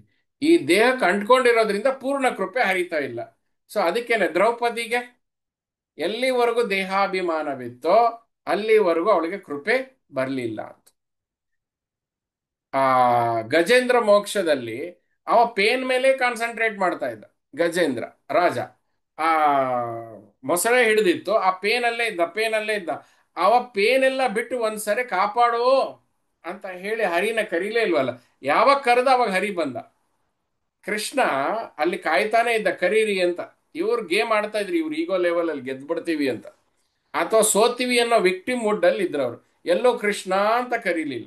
ನೀವು ಎಷ್ಟು ಜನ ಬೆಳಗೆದ್ದು ಅಪ್ಪ ಈ ಬೆಳಕನ್ನ ಕೊಟ್ಟಿದೀಯಾ, ಈ ದೇಹವನ್ನ ಕೊಟ್ಟಿದೀಯಾ, ಈ ದಿವಸವನ್ನ ಕೊಟ್ಟಿದೀಯಾ, ಇದು ಯಥಾರ್ಥ ಕೃತಾರ್ಥವಾಗ್ಲಿ ತಂದೆ, ನಾನು ನಿನಗೆ ಶರಣು ನಾಹಂ ಕರ್ತ ಹರಿ ಕರ್ತ ಭಗವಂತ, ಈ ದಿವಸ ಕೈ ಹಿಡಿದು ನೀನು ನಡೆಸು ಅಂತ. ಆಗ ಜವಾಬ್ದಾರಿ ಯಾರ್ದು? ಹರಿದು, ಕೃಷ್ಣಂದು. ನಮ್ಮ ಹೇಳುವಿಕೆಯಲ್ಲೂ ಒಂದು ಅಹಂಕಾರ ಇದೆ ನೋಡಿ, ಹೇಳ್ಬಿಟ್ಟಿದ್ದೀನಿ ನಾನಂತ. ಹೇಳುವಿಕೆಯಲ್ಲೂ ಒಂದು ಅಹಂಕಾರ ಇದೆ. ನಮ್ಮಲ್ಲಿ ಆ ಭಕ್ತ ಸ್ಫುರಣ ಆಗಿಲ್ಲ. ಆ ಭಕ್ತಿ 100% ಅಂದ್ರೆ 100% ಸರೆಂಡರ್. ಆ ಸರೆಂಡರ್ ಮಾಡೋದಕ್ಕೆ ನಿಮ್ಮ ದುರ್ಯೋಧನ ಬಿಡೋದಿಲ್ಲ. ನಿಮ್ ದುರ್ಯೋಧನ ಯಾರು ಅಂತಂದ್ರೆ, ಈ ನಮ್ಮ ಉತ್ತರ ಕರ್ನಾಟಕದಲ್ಲಿ ಒಂದು ಶಬ್ದ ಬಳಸ್ತಾರೆ, ಮನ್ಸುಖರಾಯ ಅಂತ. ಸುಶೀಲೇಂದ್ರ ಅವ್ರ ವರ್ಡ್ ಕೇಳಿರ, ಮನ್ಸುಖರಾಯ ಅಂತ. ಹಾ, ಈ ಕೇಳಿದ್ದೀನಿ. ಹಾ, ಈ ಮನ್ಸುಖರಾಯ ಯಾರಂತಂದ್ರೆ ಅವ್ನ್ ಟೈಮಿಂಗ್ ಮೂಡ್ ಚೇಂಜ್ ಆಗ್ತಾ ಇರ್ತದ. ಅವ್ನ್ ಮೂಡ್ ಆತ್ಮ ಅವನು. ಸೊ ಇವರೆಲ್ಲ ಮದುವೆಗೆ ಬರ್ತಾ ಇರ್ತಾರೆ. ಇವ್ರು ಬಂದ್ರೆ ಅವ್ರಿಗೆ ಏನು ಏತಿ ಅಂದ್ರೆ ಪ್ರೀತಿ ಅನ್ನೋರು, ಸರಿ ಅಂದ್ರೆ ತಪ್ಪು ಅನ್ನೋರು, ತಪ್ಪು ಅಂದ್ರೆ ಸರಿ ಅನ್ನೋರು. ಇವ್ರನ್ನ ಮನಸುಖರಾಯ ಅಂತೀವಿ. ನಮ್ಮ ಮನಸ್ಸು ಹಂಗೆ. ಈ ಮನಸುಖರಾಯನ ಕಂಟ್ರೋಲಿಗೆ ತಗೊಂಬಂದು ಹೃದಯಪೂರ್ವಕವಾಗಿ ಭಗವಂತನಿಗೆ ಪೂರ್ಣ ಶರೀರ ಆಗ್ಬೇಕು. ಪೂರ್ಣ ಈ ದೇಹ ಅಭಿಮಾನ ಬಿಟ್ಟು ಭಗವಂತನ ಮೇಲೆ ಪೂರ್ಣವಾದ ಶರಣಾಗತಿ ಹೊಂದಿದ್ರೆ ಮಾತ್ರ ಪೂರ್ಣವಾದ ಕೃಪೆ ನಮ್ಮ ಮೇಲಾಗತ್ತೆ. ಇಲ್ಲ ಅಂದ್ರೆ ಇದು 50-50%. ಯಾಕಂದ್ರೆ ನಮ್ದು ವ್ಯಾವಹಾರಿಕ ಜಗತ್ತು. ಸೊ ನೋಡಿ, ವ್ಯಾವಹಾರಿಕ ಈಗ ಎಷ್ಟು ಜನ ಬ್ರೀತ್ ಮಾಡ್ತೀರಿ? Do you breathe or a breath happens to you? ಯಾವತ್ತು ನಿಮಗೆ ನಾನು ಉಸಿರಾಡ್ತಾ ಇಲ್ಲ, ಉಸಿರಾಟ ನನ್ನಲ್ಲಿ ಆಗ್ತಾ ಇದೆ ಅಂದಾಗ ಆಗುವಂತ ಶಿಫ್ಟ್, ಕಾನ್ಶಿಯಸ್ ಶಿಫ್ಟ್ ನಿಮ್ಮ ಅನುಗ್ರಹಕ್ಕೆ ಒಳಪಡಿಸುತ್ತೆ. ಇದು ನೀವು ಗಮನಿಸ್ಬೇಕು. ನೀವು ಉಸಿರಾಡ್ತಾ ಇದ್ದೀರಾ, ಉಸಿರು ನಿಮಗೆ ಬರ್ತಾ ಇದೆ. ನೀವು ನಿದ್ದೆ ಮಾಡ್ತಿದ್ದೀರಾ, ನಿದ್ದೆ ನಿಮಗೆ ಬರ್ತಾ ಇದೆಯಾ? ಅಹಂಕಾರ ಹೇಳುತ್ತೆ ನಾನು ಉಸಿರಾಡ್ತೀನಿ, ನಾನು ಮಲಗ್ತೀನಿ. ಅರೆ ನೀವು ಮಲ್ಗೊಳ್ಳೋ ತರ ಇದ್ಬಿಟ್ಟಿದ್ರೆ, ನೀವು ಮಲಗಿದ್ದಿದ್ರೆ ಜಲತತ್ವ ಆಕ್ಟಿವೇಟ್ ಆಗ್ತಾ ಇತ್ತು, ಡೀಪ್ ಸ್ಲೀಪ್ ಅಲ್ಲಿ ಇರ್ತಿದ್ರಿ, ಬಾಡಿ ಹೀಲ್ ಆಗ್ತಾ ಇತ್ತು. 90% ನಿಮ್ಮ ಬಾಡಿನ ಅತ್ಯಾಚಾರ ಮಾಡ್ತಿರೋದು ಹೊರಗಡೆ ಜಗತ್ತಿನಲ್ಲ, ನಿಮ್ಮ ಮನಸ್ಸೇ. ಆ ಮನಸ್ಸು ಕರಾಯನೇ ಅವ ಈ ಜಲತತ್ವನ ಪ್ಯೂರಿಫೈ ಮಾಡೋದಕ್ಕೆ ಬಿಡ್ತಾನೆ ಇಲ್ಲ ಅವನು. ಈ ಪ್ರಾಣಮಯ ಕೋಶ ಅರ್ಧ ಆಗಿದೆ. ಯು ಕ್ಯಾನ್ ಟೇಕ್ ಬ್ರೆತ್, ನೀವು ಬ್ರೀದ್ ಇನ್ ಮಾಡ್ಬೋದು, ಬ್ರೀದ್ ಔಟ್ ಮಾಡೋ ಅವಶ್ಯಕತೆ ಇಲ್ಲ, ಅದೇ ಆಗುತ್ತೆ. ಅಥವಾ ನೀವು ಬ್ರೀದ್ ಔಟ್ ಮಾಡ್ಬೋದು, ಬ್ರೀದ್ ಇನ್ ಆಟೋಮೆಟಿಕ್ಲಿ ಆಗುತ್ತೆ. ಇದು 50-50%. ಇವನು ಕುಂಡಲಿನಿ ಅವೇಕನ ಆಗಿದೆ ಅಂತ ಅನ್ನೋದಕ್ಕೆ ಚೆಕ್ ಪಾಯಿಂಟ್ ಏನಂತಂದ್ರೆ, ಈ ಬ್ರೀದ್ ಇನ್ ಬ್ರೀದ್ ಔಟ್ ಎರಡೂ ಆಟೋಮೆಟಿಕ್ಲಿ ಆಗುತ್ತೆ. ಆಗಬೇಕು, ವಿತೌಟ್ ಯುವರ್ ಎಫರ್ಟ್ ಆಗಬೇಕು. ಸೊ ನೀವೇನ್ ಮಾಡಬೇಕು ಅದಕ್ಕೆ ಅಂತಂದ್ರೆ, ಈ ಪ್ರಾಣವನ್ನ ಹಿಡ್ಕೋಬೇಕು. ಪ್ರಾಣವನ್ನ ಹಿಡ್ಕೊಂಡ್ರೆ ಮಾತ್ರ ಕೃಪೆ ನಿಮ್ಮೊಳಗೆ ಹರಿದು ಬರ್ತದೆ ಅಂತ. ಹೆಂಗ್ ಸ್ವಾಮಿ ಹರಿದು ಬರ್ತದೆ? ಇದು ಯಾಕೆ 50-50 ಅಂತಂದ್ರೆ, ನಾವೆಲ್ಲರೂ ಭೋಗ ವಿಲಾಸಿಗಳು. ನಾವೆಲ್ಲ ದೇಹ ಕಂಡ್ಕೊಂಡಿರೋರು. ದೇಹ ಕಂಡ್ಕೊಂಡಿದೀವಿ ಅಂದ್ರೆ ಮನೆ ಮಠ ಮಂದಿರ, ಆ ಸಂಬಂಧ, ನಮ್ದೆಲ್ಲ ದೇಹಾಭಿಲಾಷನೆ. ನಮ್ಮೆಲ್ಲ ಆಸೆಗಳು ದೇಹಕ್ಕೆ ಸಂಬಂಧಪಟ್ಟಿರುವಂಥದ್ದೇ. ನಾವ್ ಏನ್ ರಾಂಗ್ ಅರ್ನಿಂಗ್ ಮಾಡ್ತಾ ಇದೀವಿ ಸರ್? ಬದುಕಿಗೆ ಏನ್ ಬೇಕು? ಮಾನ ಮರ್ಯಾದೆ ಮುಚ್ಕೊಳ್ಳೋದಕ್ಕೆ ಬಟ್ಟೆ ಬೇಕು, ಹೊಟ್ಟೆ ತುಂಬಾ ಊಟ ಬೇಕು, ಒಂದು ಮನೆ ಬೇಕು, ಇವತ್ತಿನ ಲೆಕ್ಕಕ್ಕೆ ಒಂದು FD ಬೇಕು. ಅದು ಮೀರಿದ ಇನ್ನೇನು ಉಪಯೋಗ ಇಲ್ಲ. ಅದು ನಿಮ್ಗೇನು ಉಪಯೋಗ ಬರೋದಿಲ್ಲ. ಭಗವಂತ ನಿಮ್ಗೆ ಕೊಟ್ರೆ ಇರ್ಲಿ, ಹಾಗಂತ ನೀವು ಬರೋ ಅನುಕೂಲ ಏನ್ ಬಿಟ್ಟು ನಿಲ್ಸ್ಬೇಡಿ. ಗುರುಗಳೇ ನಾಳೆ ನನ್ನ ಬಿಸ್ನೆಸ್ ಇಳಿಸ್ಬಿಡ್ತೀನಿ, ತುಂಬಾ ಚೆನ್ನಾಗಿದೆ ಇದು ಎಕ್ಸ್ಟ್ರಾ ಅಂತ. ಇಲ್ಲ ಇಲ್ಲ, ಅದು ಕೃಪೆ, ಅದು ಹರಿದು ಬರ್ಲಿ. ಆದ್ರೆ ಗಮನ ಏನಿರಬೇಕು? ಮನ ಈಗ ಎಲ್ಲ ಇರೋರಲ್ಲಿ ಕೃಪೆ ಇದೆಯಾ ಅವರಲ್ಲಿ? ಎಲ್ಲ ಚೆನ್ನಾಗಿದೆಯಾ? ರಜನಿಕಾಂತ್ ಜೀವನ ನೋಡಿ, ಅವರಿಗೆ ಹೆಸರು, ಏನಂತಾರೆ, ಕೋಟಿ ದುಡ್ಡು ಆಸ್ತಿ. ಅವ್ರು ಹೇಳ್ತಾರೆ ನನ್ನ ಕುಟುಂಬನೇ ಚೆನ್ನಾಗಿಲ್ಲ. ನನ್ನ ಮಕ್ಕಳೇ ಸೆಟ್ಲ್ ಆಗಿಲ್ಲ, ಅದನ್ನ ನೋಡುವಂತ ದೌರ್ಭಾಗ್ಯ ನನಗೆ ಬಂತು. ಅಂದ್ರೆ ಮಟೀರಿಯಲಿಸ್ಟಿಕ್ ಕಂಫರ್ಟ್ ಇದೆ, ಅಲ್ಲಿ ಸೌಭಾಗ್ಯ ಅನ್ನೋದಿಲ್ಲ. ಸೌಭಾಗ್ಯ ಯಾಕಿಲ್ಲ? ಅಲ್ಲಿ ಅನುಗ್ರಹ ಇಲ್ಲ. ಅನುಗ್ರಹ ಯಾಕೆ ಬರ್ತಾ ಇಲ್ಲ ಅಂತಂದ್ರೆ ಇವ ಮನಸ್ಸು ಬಿಡ್ತಾ ಇಲ್ಲ, ಅಹಂಕಾರ ಬಿಡ್ತಾ ಇಲ್ಲ, ದೇಹ ಬೇಡವಾದಕ್ಕೆ ಅಂಟ್ಕೊಂಡು ಕೂತ್ಕೊಂಡಿದೆ ಅದಕ್ಕೆ ಅಂತ. ಇನ್ನ ಈ ದೇಹಕ್ಕೆ ನಾನು ಈಗ, ಗುರುಗಳೇ ನೀವು ಅದೇ ತರ ನಾನು ದೇಹ ಬಿಟ್ಟಿರಕ್ ಆಗೋದಿಲ್ಲ, ಆದ್ರೆ ನನ್ಗೆ ಅನುಗ್ರಹ ಬೇಕು ಅಂತಂದ್ರೆ ಅನುಗ್ರಹ ಸಿಗ್ತದೆ. ಈ ಪಾಂಡವರಿಗೆ ಅನುಗ್ರಹ ಆಯ್ತು, ಕುರುಕ್ಷೇತ್ರ ಗೆದ್ರು, ಮಹಾಭಾರತ ಯುದ್ಧ ಆಯ್ತಲ್ಲ, ಕುರುಕ್ಷೇತ್ರ ಗೆದ್ರಲ್ವಾ. ಹಬ್ಬ, ಕೊನೆಗೂ ಪಾಂಡವರು ಗೆದ್ರು. ಕಾನ್ಸಿಕ್ವೆನ್ಸಸ್ ಏನು? ಎಲ್ಲಾ ಮಕ್ಕಳು ಸತ್ತೋದ್ರು. ಸೊ ಒಬ್ರಿಗಿರ್ತದೆ, ನನ್ ಡ್ರೀಮ್ ಹೌಸ್ ಕಟ್ಟಬೇಕು ಗುರುಗಳೇ, ಡ್ರೀಮ್ ಹೌಸ್ ಕಟ್ಟಬೇಕು ಭಗವಂತ. ಸೊ ಅವಾಗ ಹೇಳ್ತಾನೆ ಭಗವಂತ, ತಥಾಸ್ತು ಕೊಡ್ತೇನೆ ಅಂತ. 15 ವರ್ಷ ನಿಮ್ದು ಕಿತ್ಕೊಂಡ್ಬಿಡ್ತಾನೆ. ನಿಮ್ಗೆ ಆ ಯೋಗ್ಯತೆ ಬರಬೇಕಲ್ಲ. 15 ವರ್ಷ ನೀವು ದುಡ್ದು ಮಾಡಿ ಆ ಮನೆ ಕಟ್ಟೋದಕ್ಕೆ ದುಡ್ಡು ಜೋಡಿಸಿ, ಅದು ಮಾಡಿ ಇದು ಮಾಡಿ ಮನೆ ಕಟ್ಟಿದ್ರಿ. ನೀವು ಅನ್ಕೊಂಡಿರೋ ಕನಸಿನ ಮನೆ ಕಟ್ಟಿದ್ರಿ, ಆದ್ರೆ ಏನ್ ಕಿತ್ಕೊಂಡ? ನಿಮ್ಮ ಸಮಯವನ್ನ ಕಿತ್ಕೊಂಡ. ನಿಮ್ಗೆ ಅನ್ಸೋದಿಲ್ವಾ? ಬಹಳ ಜನ ಹೇಳ್ತೀರಿ ಪ್ರಾಣವಿದ್ಯೆ, ಚಕ್ರ ಧ್ಯಾನ, ಮನವಿದ್ಯೆ ಆದಾಗ, ಅಥವಾ ವಿಪಶ್ಯನ ಮಾಡಿದಾಗೋ, ಸಮಾಧಿ ಮಾಡಿದಾಗ್ಲೋ, ಏನು ಅಯ್ಯೋ ಈ ವಿದ್ಯೆ ಅವಾಗ ಸಿಕ್ಕಿದ್ರೆ ಎಷ್ಟು ಅದ್ಭುತ ಅಂತ. ಅದು ಆವಾಗ ಸಿಕ್ಕಿದ್ರೆ ಅಲ್ಲಪ್ಪ, ಇವತ್ತು ಸಿಗೋದಕ್ಕೆ ಅದೆಲ್ಲ ಸ್ಯಾಕ್ರಿಫೈಸಸ್. ಆ ನೋವುಗಳು, ಆ ದಡತನಗಳು, ಅಜ್ಞಾನದ ಭ್ರಮೆಗಳು, ನೋವುಗಳು, ಇದು ಎಲ್ಲದೂ ಕಾರಣ ಇವತ್ತು ಇದು ಸಿಗೋದಕ್ಕೆ ಕಾರಣ ಆಯ್ತು ಅಂತ. ಇಷ್ಟು ಗ್ರೇಸ್ ಕೊಡೋದಕ್ಕೆ ಅಷ್ಟು ಇಲ್ಲಿ ಭಗವಂತ ತಕ್ಕಡಿ ಹಿಡ್ಕೊಂಡು ಕೂತ್ಕೋತಾನೆ. ಯಾಕೆ ತಕ್ಕಡಿ ಹಿಡ್ಕೊಂಡು ಕೂತ್ಕೊಳ್ತಾನೆ? ನೀವು ದೇಹ ಹಿಡ್ಕೊಂಡು ಕೂತ್ಕೊಂಡಿದ್ದೀರಿ, ಜಗತ್ತನ್ನೇ ಹಿಡ್ಕೊಂಡು ಕೂತ್ಕೊಂಡಿದ್ದೀರಿ, ಅದಕ್ಕೆ ಅವನು ತಕ್ಕಡಿ ಹಿಡ್ಕೊಂಡು ಕೂತ್ಕೊಂಡಿದ್ದಾನೆ. ಆ ತಕ್ಕಡಿ ಭ್ರಮೆನೆ, ಆದ್ರೆ ಅವನ ತಕ್ಕಡಿ ಹಿಡ್ಕೊಂಡಿಲ್ಲ. ನೀವು ಮನಸ್ಸು ದೇಹ ಹಿಡ್ಕೊಂಡಿರೋದ್ರಿಂದ ಅವನ ತಕ್ಕಡಿ ಹಿಡ್ಕೊಂಡು. One way he gives you breath. So anything which comes as a grace, it has a consequences to those who are holding on to the body mind phenomena. ಪೂರ್ಣ ಶರಣಾಗತಿ ಇದ್ದಲ್ಲಿ, ಪೂರ್ಣ ಶರಣಾಗತಿ, ದೇಹಾಭಿಮಾನ ಬಿಟ್ಟು, ಮನಸ್ಸಿನ ಅಭಿಮಾನ ಬಿಟ್ಟು ಪೂರ್ಣ ಶರಣಾಗತಿ, ಹರ್ತ ಕರ್ತ ನೀನೇ ಭಗವಂತ ಅಂತ ಹೇಳಿ ಆ ಬದುಕನ್ನು ನಡೆಸಿದ್ದೇ ಆದ್ರೆ ಆ ಕೃಪೆಗೆ ಚಾಲೆಂಜ್ ಆಗತ್ತೆ. ಅವನೇ ಸೃಷ್ಟಿ ಮಾಡಿರೋ ಜಗತ್ತಲ್ಲಿ ನಿಮ್ಮನ್ನು ಎಡುವುದಕ್ಕೆ ಬಿಡೋದಿಲ್ಲ. ನಿಮ್ಮ ಮಾನ ಕಾಪಾಡೋಕೆ ಅವನು ಸೀರೆಗಳ ಮೇಲೆ ಸೀರೆ ಕೊಡ್ತಾನ. ಮೊಸಳೆ ನಿಮ್ಮನ್ನು ಹಿಡಿದ್ರು ಕೂಡ ನಿಮ್ಮನ್ನ ಅವನೇ ಬಂದು ದಾಟಿಸ್ತಾನೆ. ಬಟ್ ಅಷ್ಟು ಇಂಟೆನ್ಸಿಟಿ ನಮ್ಮಲ್ಲಿ ಇದೆಯಾ? ನಾವು ಒಂದು ಕೈಯಲ್ಲಿ ದೇಹ ಹಿಡ್ಕೊಂಡಿದೀವಿ, ಇನ್ನೊಂದು ಕೈಯಲ್ಲಿ ಭಗವಂತ ಅಂತ ಅವ್ನು ಇರ್ಲಿ ಅಂತ ಬ್ಯಾಕಪ್ ಅಲ್ಲಿ. ಹಂಗಾಗೋದಿಲ್ಲ, ಪೂರ್ತಿ ಬಿಡಬೇಕು. ಅವಾಗ ಏನಾಗತ್ತೆ? ನಿಮ್ಮ ಪ್ರಾಣ ಶುದ್ಧಿ ಆಗತ್ತೆ, ಉಸಿರು ಬರುತ್ತೆ, ಉಸಿರು ಹೋಗುತ್ತೆ. ಇಲ್ಲಿ ಪ್ರಾಣಾಯಾಮದ ಒಂದು ಸೀಕ್ರೆಟ್ ಇದೆ. ಏನ್ ಸೀಕ್ರೆಟ್ ಇದೆ ಅಂತಂದ್ರೆ, ಪ್ರಾಣ ಮುಖೇನ ದೇಹವನ್ನ ಆರಾಮದಾಯಕ ಮಾಡಬೇಕು. ದೇಹವನ್ನ ಆರಾಮದಾಯಕ ಮಾಡಿದಾಗ body healing starts. Body healing starts with two things. One with the breath. ನೋಡಿ ಎಷ್ಟು ಮಜಾ ಇದೆ ನಿಮ್ಗೆ. ಬ್ರೆತ್ ಯಾರು ಕೊಡ್ತಾರೆ? You don't know. ನೀವು ಹೇಳ್ತೀರಿ ನಿಮ್ಗೆ ಮರ ಕೊಡುತ್ತೆ ಅಂತ. ಮರಗಿಡಗಳು ಕೊಡುತ್ತೆ. That breathes out, you breathe in, you breathe out, that breath. ಎಷ್ಟು ಇಂಟರ್ ಕನೆಕ್ಟೆಡ್ನೆಸ್ ಇದೆ ಪ್ರಕೃತಿಯಲ್ಲಿ. ಮರಕ್ಕೆ ಬ್ರೆತ್ ಯಾರು ಕೊಟ್ರು?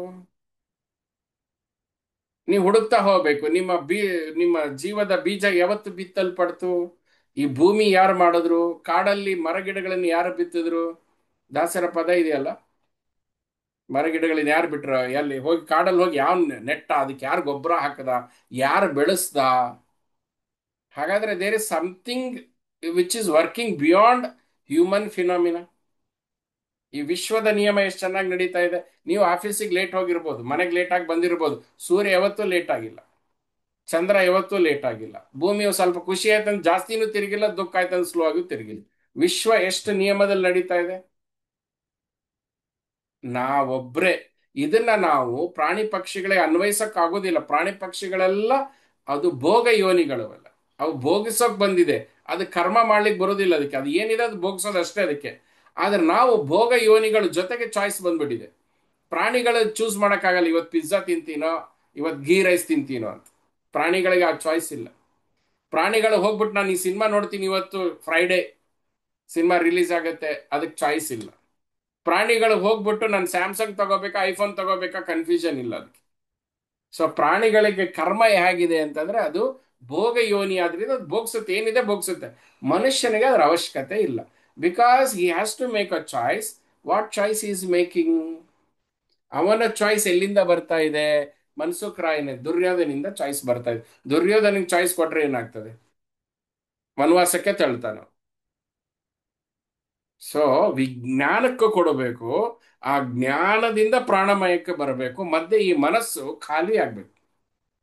ಮನಸ್ಸು ಖಾಲಿ ಆಗ್ಬೇಕು, ಬಿಟ್ಬಿಡ್ಬೇಕು ಅದು ಅನುಗ್ರಹ ಹರಿಯೋದಿಕ್ಕೆ. ಸೊ ಅನುಗ್ರಹ ಹರಿಯೋದಿಕ್ಕೆ ಆ 12% ಅನ್ನೋ ಪೃಥ್ವಿ ತತ್ವ ಆ ಬಾಡಿನ ಹೀಲ್ ಮಾಡಬೇಕು ಅಂದ್ರೆ ಪ್ರಾಣವನ್ನ ನೀವು ಸಪೋರ್ಟ್ ತಗೋಬೇಕು. ಆ ಸಪೋರ್ಟ್ ಎಲ್ಲಿಂದ ಬರುತ್ತೆ ಅಂದ್ರೆ, ಒಂದು ಎಕ್ಸ್ಪೆರಿಮೆಂಟ್ ಮಾಡೋಣ. ಯುವರ್ ಬಾಡಿ ಇಸ್ ರಿಲ್ಯಾಕ್ಸ್ಡ್ ಅಂತ ಹೇಗೆ ತೋರಿಸುತ್ತೆ? ನೀವೆಲ್ಲೋ ಸುಸ್ತಾಗಿ ಬಂದು ಆರಾಮಾಗಿ ನೀವು ನಿಮ್ಮ ಸೋಫಾ ಮೇಲೆ ಕುತ್ಕೊಂಡಾಗ ನಿಮ್ಮ ಎಕ್ಸ್ಪ್ರೆಷನ್ ಹೆಂಗಿರುತ್ತೆ ಬಾಡಿದ? Sigh of relief. Have you experienced sigh of relief? So it means your body is resting. ಈ ಸೈ ಆಫ್ ರಿಲೀಫ್ ಅಲ್ಲಿ can you track where breath goes? Till what point? Navel ವರೆಗೂ ನಿಮ್ breath ಹೋಗುತ್ತೆ. So ಇದರ ಅರ್ಥ ಏನು ಅಂದ್ರೆ, ನೀವು ಹುಟ್ಟಿದಾಗ ಕೃಪೆ ನಿಮ್ ಮೇಲೆ ಕೆಲಸ ಮಾಡ್ತಾ ಇತ್ತು. ಹೀಗಾಗಿ ಎಲ್ಲ ಮಕ್ಕಳು ಬೆಲ್ಲಿ ಬ್ರೀದಿಂಗ್ ಮಾಡ್ತಾ ಇದ್ರು. ನೇವಲ್ ಒಳಗೂ they use to breathe. Then hence their body was blooming and blooming. ಅದು ನೊರಿಶ್ಮೆಂಟ್ ಎಲ್ಲ ತಗೊಳ್ತಾ ಇತ್ತು. ತಾಯಿ ಹಾಲು ಕುಡಿತಾ ಇದ್ದಿದ್ದು ಒಂದೇನೆ. ಚಿಕನ್ ಪಲಾವ್ ಇಲ್ಲ, ಮಟನ್ ಪಲಾವ್ ಇಲ್ಲ, ಚಿತ್ರಾನ್ನ ಇಲ್ಲ, ಮೊಸರನ್ನ ಇಲ್ಲ, ತಾಯಿ ಹಾಲು. ಬಟ್ ಬ್ರೀದಿಂಗ್ ಅಲ್ಲಿ ಒಂದ ಅಲ್ಲಿವರೆಗೂ ಬ್ರೀದಿಂಗ್. ಸೊ ಆ that breathing healed the body. Grace Don, grace ಅಲ್ಲಿ ಮೇಲ್ ಬಂತು. ಬಾಡಿ ಕೂಡ ಅಲ್ಲಿ ಮನಸ್ಸಿರ್ಲಿಲ್ಲ. ಬೈ ಗ್ರೇಸ್ ಮನಸ್ಸಿರ್ಲಿಲ್ಲ, ದೇಹ ಪುಷ್ಟವಾಗಿತ್ತು, ಆರೋಗ್ಯವಾಗಿ ಬಂದಿತ್ತು ಅಂತ. ಈಗ ನೀವು ಆ ಪ್ರಶ್ನೆ ಕೇಳಬೇಡಿ. ಕೆಲ ಮಕ್ಕಳು ರೋಗಿಷ್ಟ ಇರ್ತಾವೆ, ಅದೆಲ್ಲ ಪ್ರಾರಬ್ಧ ಕರ್ಮ, ಅಪ್ಪ ಅಮ್ಮನ ಕರ್ಮ, ಅವೆಲ್ಲ ಆಡ್ ಆಗ್ತವೆ. ಬಟ್ ಇದು ಜನರಲ್ ಹೋಗ್ಬಿಡುವ ಅಂತ. ಸೊ ಏನಾಯ್ತು ಹಾಗಾದ್ರೆ? How to rest the body, how to cleanse the ಪೃಥ್ವಿ ತತ್ವ, and how to purify the ಪ್ರಾಣಮಯ ಕೋಶ. Breathe in to the navel consciously and breathe out. Then ನೀವು ಇದು ಮಾಡಿ ನೋಡಿ. ನೀವು ಬೆಳಗ್ಗೆ ಎದ್ದು ವಿಕಾರಗಳು ಹುಟ್ಟೋಕ್ಕಿಂತ ಮುಂಚೆ, ಬೆಳಗ್ಗೆ ಏಳ್ತಾ ಇದ್ದಂಗೆ ನಿಮ್ಮ ಮನಸ್ಸಿನಲ್ಲಿ ಅದು ಮಾಡಬೇಕು, ಇದು ಮಾಡಬೇಕು, ಅದು ಬೈಬೇಕು, ಇದು ಬೈಬೇಕು, ಅಸಮಾಧಾನಗಳ ಎಲ್ಲ ನಿಮ್ಮ ಚರಂಡಿ ನೀರು ನಿಮ್ಮ ಮೈ ಮೇಲೆ ಬೀಳೋಕ್ಕಿಂತ ಮುಂಚೆ, ಬೆಳಗ್ಗೆ ಏಳ್ತಾ ಇದ್ದಂಗೆ the first breath you should take it to the navel. ನಾನು ಈ ಪಾಠ ಮಾಡೋದಕ್ಕೆ ಒಂದು ವಾರದಿಂದ ಪ್ರಯೋಗ ಮಾಡ್ತಾನೆ ಇದ್ದೀನಿ. ಪ್ರಯೋಗ ಮಾಡಿ, ನಾನು ಹೇಳಿದ್ನಲ್ಲ, ಅವ್ರು ಗ್ರೇಸ್ ಕೇಳಿದ ತಕ್ಷಣನೇ I am working on it ಅಂತ. ಋಷಿಗಳಿಗೂ ಗೊತ್ತು ಇಂಥದ್ದೊಂದು ಪ್ರಶ್ನೆ ಹುಟ್ಟುತ್ತಪ್ಪ, ನೀನು ರೆಡಿ ಆಗುವಂತ. ಸೊ ನೀವು ಹೇಳ್ತಾ ಇದ್ದಂಗೆನೆ your first breath should take, you take it to the navel effortlessly and you breathe it back. When you practice this for a 21 times when you wake up or before you sleep, that will create a great shift in your body. ಅದು ನಿಮ್ಮ ಶರೀರವನ್ನ cleanse ಮಾಡುತ್ತೆ, ನಿಮ್ಮ ಪ್ರಾಣವನ್ನ cleanse ಮಾಡುತ್ತೆ, ಮನಸ್ಸನ್ನ alpha ಸ್ಟೇಟಿಗೆ ತಗೊಂಡ್ಬರುತ್ತೆ. ಆ deep sleep experience ಅಲ್ಲಿ ಇರ್ತೀರಿ. And the day when you master the breathing, belly breathing. ನನ್ ಬ್ರೀದಿಂಗ್ ಎಲ್ಲ ಲಂಗ್ಸು ದಾಡ್ತಾ ಇಲ್ಲ, ಗಂಟ್ಲು ದಾಡ್ತಾ ಇಲ್ಲ. ಆ ಕಡೆ ಗಂಟ್ಲು ದಾಡ್ತಾ ಇಲ್ಲ. ನಮ್ಗೆ ಅಷ್ಟು ಪ್ರಾಣಮಯ ಕೋಶವನ್ನ, ಪ್ರಾಣದ ಎಳೆತವನ್ನ ನಾವು ಅದನ್ನ ಹಾಳು ಮಾಡ್ಕೊಂಡ್ಬಿಟ್ಟಿದೀವಿ. ಅದು ನ್ಯಾಚುರಲ್ ಪುಲ್ ಅಂಡ್ ಪುಷ್ ನ ಹಾಳು ಮಾಡ್ಕೊಂಡ್ಬಿಟ್ಟಿದೀವಿ. ಒಂದೇ ಕೃಪೆ ನಮ್ಮ ಮೇಲೆ ಏನಿದೆ ಅಂತಂದ್ರೆ ಬರ್ತಾ ಇದೆ ಉಸಿರಷ್ಟೇ. ದ ಗ್ರೇಸ್ ಅದು ಅಲ್ಲೇ ಇರ್ತಾ ಇಲ್ಲ. Oh, this is called grace. Grace ಯಾವುದು? ಉಸಿರು ತಗೊಳ್ಳೋದು ಬಿಡೋದಲ್ಲ. ಉಸಿರು ತಗೊಂಡ್ರಿ, ಇಲ್ಲಿ ನಿಲ್ಲಿಲ್ಲ, ಉಸಿರು ಬಿಟ್ರಿ, ಗ್ರೇಸ್ ಇಸ್ ವರ್ಕಿಂಗ್. ಉಸಿರು ಬಿಟ್ರಿ, ಅದು ಅಲ್ಲೇ ನಿಲ್ಲಿಲ್ಲ, ಉಸಿರು ಬರ್ತಾ ಇದೆ, wow, there is a grace. But ಅಪ್ಪ ಅಮ್ಮನ ಜೊತೆ 60 ವರ್ಷ ಬದುಕ್ಬಿಟ್ಟು, 40 ವರ್ಷ ಬದುಕ್ಬಿಟ್ಟು ಟೇಕನ್ ಫಾರ್ ಗ್ರಾಂಟೆಡ್ ಮಾಡ್ದಂಗೆ, we have not identified this grace phenomena which is kept your body. ಇದು ಎಷ್ಟು ಚೆನ್ನಾಗಿದೆ ಅಂತಂದ್ರೆ, ಈ ಪ್ರಾಣವನ್ನ ತೆಗೆದುಕೊಳ್ತೀವಲ್ಲ, ಬೆಲ್ಲಿ ಬ್ರೀದಿಂಗ್ ಅವ್ರು ಮಾಡಿದಾಗ ಏನಾಗುತ್ತೆ, ಪ್ರತಿ ಸಾರಿ ನೀವು ಪ್ರಾಣ ತೆಗೆದು ಬಿಡ್ತೀರಿ, ಇನ್ನೇಲ್ ಎಕ್ಸೆಲ್, ಸೋಹಂ ಹಂಸೋ. ಈ ಸೋಹಂ ಹಂಸೋ ಪ್ರಾಣಮಯ ಕೋಶನ, ಅನ್ನಮಯ ಕೋಶ ಪ್ರಾಣಮಯ ಕೋಶ ಹೊಲಿತಾನೇ ಇರುತ್ತೆ, ಹೊಲಿತಾನೇ ಇರುತ್ತದೆ. ಬ್ರೀದ್ ಇನ್ ಬ್ರೀದ್ ಔಟ್, ಬ್ರೀದ್ ಇನ್ ಬ್ರೀದ್ ಔಟ್, ಬ್ರೀದ್ ಇನ್ ಬ್ರೀದ್. ಈಡಾ ಪಿಂಗಳ, ಈಡಾ ಪಿಂಗಳ, ಈಡಾ ಪಿಂಗಳ ಹೊಲಿತಾನೇ ಇರುತ್ತೆ. ಒಂದ್ ದಿವಸ ನಿಂತಾಗ ಮುಗಿದೇ ಹೋಯ್ತು. ಹೊಲಿಯೋದು ಅಂದ್ರೆ ಹೋಲ್ಡ್ ಮಾಡೋದು ನಿಲ್ಲಿಸ್ಬಿಡುತ್ತೆ. ಹೋಲ್ಡ್ ಮಾಡಿದ ದಿವಸ ಮುಗೀತದೆ. ಅದನ್ನ ಕಳೆ ಬರಹ ಅಂತಾರೆ. ಯಾರೋ ಮನೆಯಲ್ಲಿ ಇಟ್ಕೊಳ್ಳಲ್ಲ. ಅದು ಗುರುದಾಗಿರ್ಬೋದು, ಗುರು ಅನ್ನೋರ್ದಾಗಿರ್ಬೋದು. 8 ಗಂಟೆ ಮೇಲೆ, 3 ಗಂಟೆ ಮೇಲೆ ಇಡೋದಿಲ್ಲ. ತಗೊಂಡು ಹೋಗಿ ಸುಟ್ಟು ಬಿಡ್ತಾರೋ, ಹೋಗದು ಬಿಡ್ತಾರೋ, ಮುಗದೆ ಹೋಯ್ತು. ಸೊ ಹಾಗಾದ್ರೆ ನೀವು ಇಂಥ ದೊಡ್ಡ ಲೈವ್, ಮತ್ತೆ ಈ ಜನರೇಷನ್ ಹೆಂಗಿದೆ ಅಂತಂದ್ರೆ ಕಾಡಲ್ಲಿ ಇಲ್ಲ ಅದು. ಕಾಡು ಮೃಗಗಳ ಭಯವಿದೆಯೋ ಇಲ್ಲ. ಮನುಷ್ಯರಿಗಿರೋ ಅತಿ ದೊಡ್ಡ ಭಯ ಅಂದ್ರೆ ಇನ್ನೊಬ್ಬ ಮನುಷ್ಯನೇ ಇವತ್ತು. ಸೊ ಹುಲಿನ ಬಿಟ್ರೆ, ಹುಲಿನ ಚಿಕನ್ ಕಬಾಬ್ ತರ ಹುಲಿ ಕಬಾಬ್ ಮಾಡ್ಕೊಂಡು ತಿಂದ್ಬಿಡ್ತಾ ಇದ್ದ. ಸ್ವಲ್ಪ ಹುಲಿ ಬಗ್ಗೆ ಭಯ ಇರೋದ್ರಿಂದ ನಡೀತದೆ. ಸೊ ನಾವು ಕಾಡಲ್ಲಿಲ್ಲ ಟು ಬಿ ಇನ್ಸೆಕ್ಯೂರ್ಡ್. ನಾವು ನಾಡಲ್ಲಿ ಸುಖವಾಗಿದ್ದೇವೆ. ಇದೆಲ್ಲ ಸಂಬಂಧಗಳಿದೆ. ನಂಗೆ ನಾವು ವನವಾಸ ತಿರುಗ್ಲಿಲ್ಲ, ಅಥವಾ ಸೀತೆ ತರ ಅವಳನ್ನ ಓಡಿಸ್ಲಿಲ್ಲ. ದೇಶ ಬಿಟ್ಟು ನಮ್ಮನ್ನ ಯಾರು ಓಡಿಸ್ಲಿಲ್ಲ. ಅದು ಗರ್ಭಿಣಿಯಾಗಿದ್ದು. ನಮಗೆ ಇದ್ದಾರೆ ಗಂಡ ಹೆಂಡತಿ ಮಕ್ಕಳು. ಸರಿ, ಅದು ಇಲ್ವಾ? ಸೊಸೈಟಿಯಲ್ಲಿ ಒಂದು ಹೆಸರಿದೆ, ನಮ್ಮನ್ನ ಗುರ್ತಿಸೋರಿದ್ದಾರೆ. ನಮಗೆ ಒಂದು ಅನಾಥ ಭಾವ ಇಲ್ಲ, ನಮಗೊಂದು ಹೆಸರಿದೆ, ಅಪ್ಪನ ಹೆಸರಿದೆ, ಸರ್ನೇಮ್ ಇದೆ, ಒಂದು ಎಬಿಲಿಟಿ ಇದೆ. ಓಹ್, ಎಷ್ಟು ಅದ್ಭುತವಾಗಿದೆ! ನಿಮ್ಮನ್ನು ನೀವು ಬದುಕೋದಿಕ್ಕೆ, ಲೀಲೆಗಳು ಮಾಡೋದಿಕ್ಕೆ ಅಂತ ಅದ್ಭುತವಾಗಿದೆ. ಇದು ಅದ್ಭುತ ಯಾವಾಗ ಗೊತ್ತಾಗುತ್ತೆ ಅಂದ್ರೆ ಅದನ್ನ ಕೊಟ್ಟವನ ಜ್ಞಾಪಕದಲ್ಲಿ ಇರ್ಬೇಕು. ಹರೇ ಕೃಷ್ಣ ಅಂತ ಕೊಟ್ಟವನ ಜ್ಞಾಪಕ ಇಟ್ಕೋಬೇಕು. ಅಪ್ಪನ ಜ್ಞಾಪಕ ಇಟ್ಕೊಂಡ್ರೆ ಆಸ್ತಿ ಕೊಡೋವರೆಗೂ, ಇಲ್ಲ ಬಲವಂತದ ಮಧ್ಯೆ ಕಟ್ಟೋವರೆಗೂ.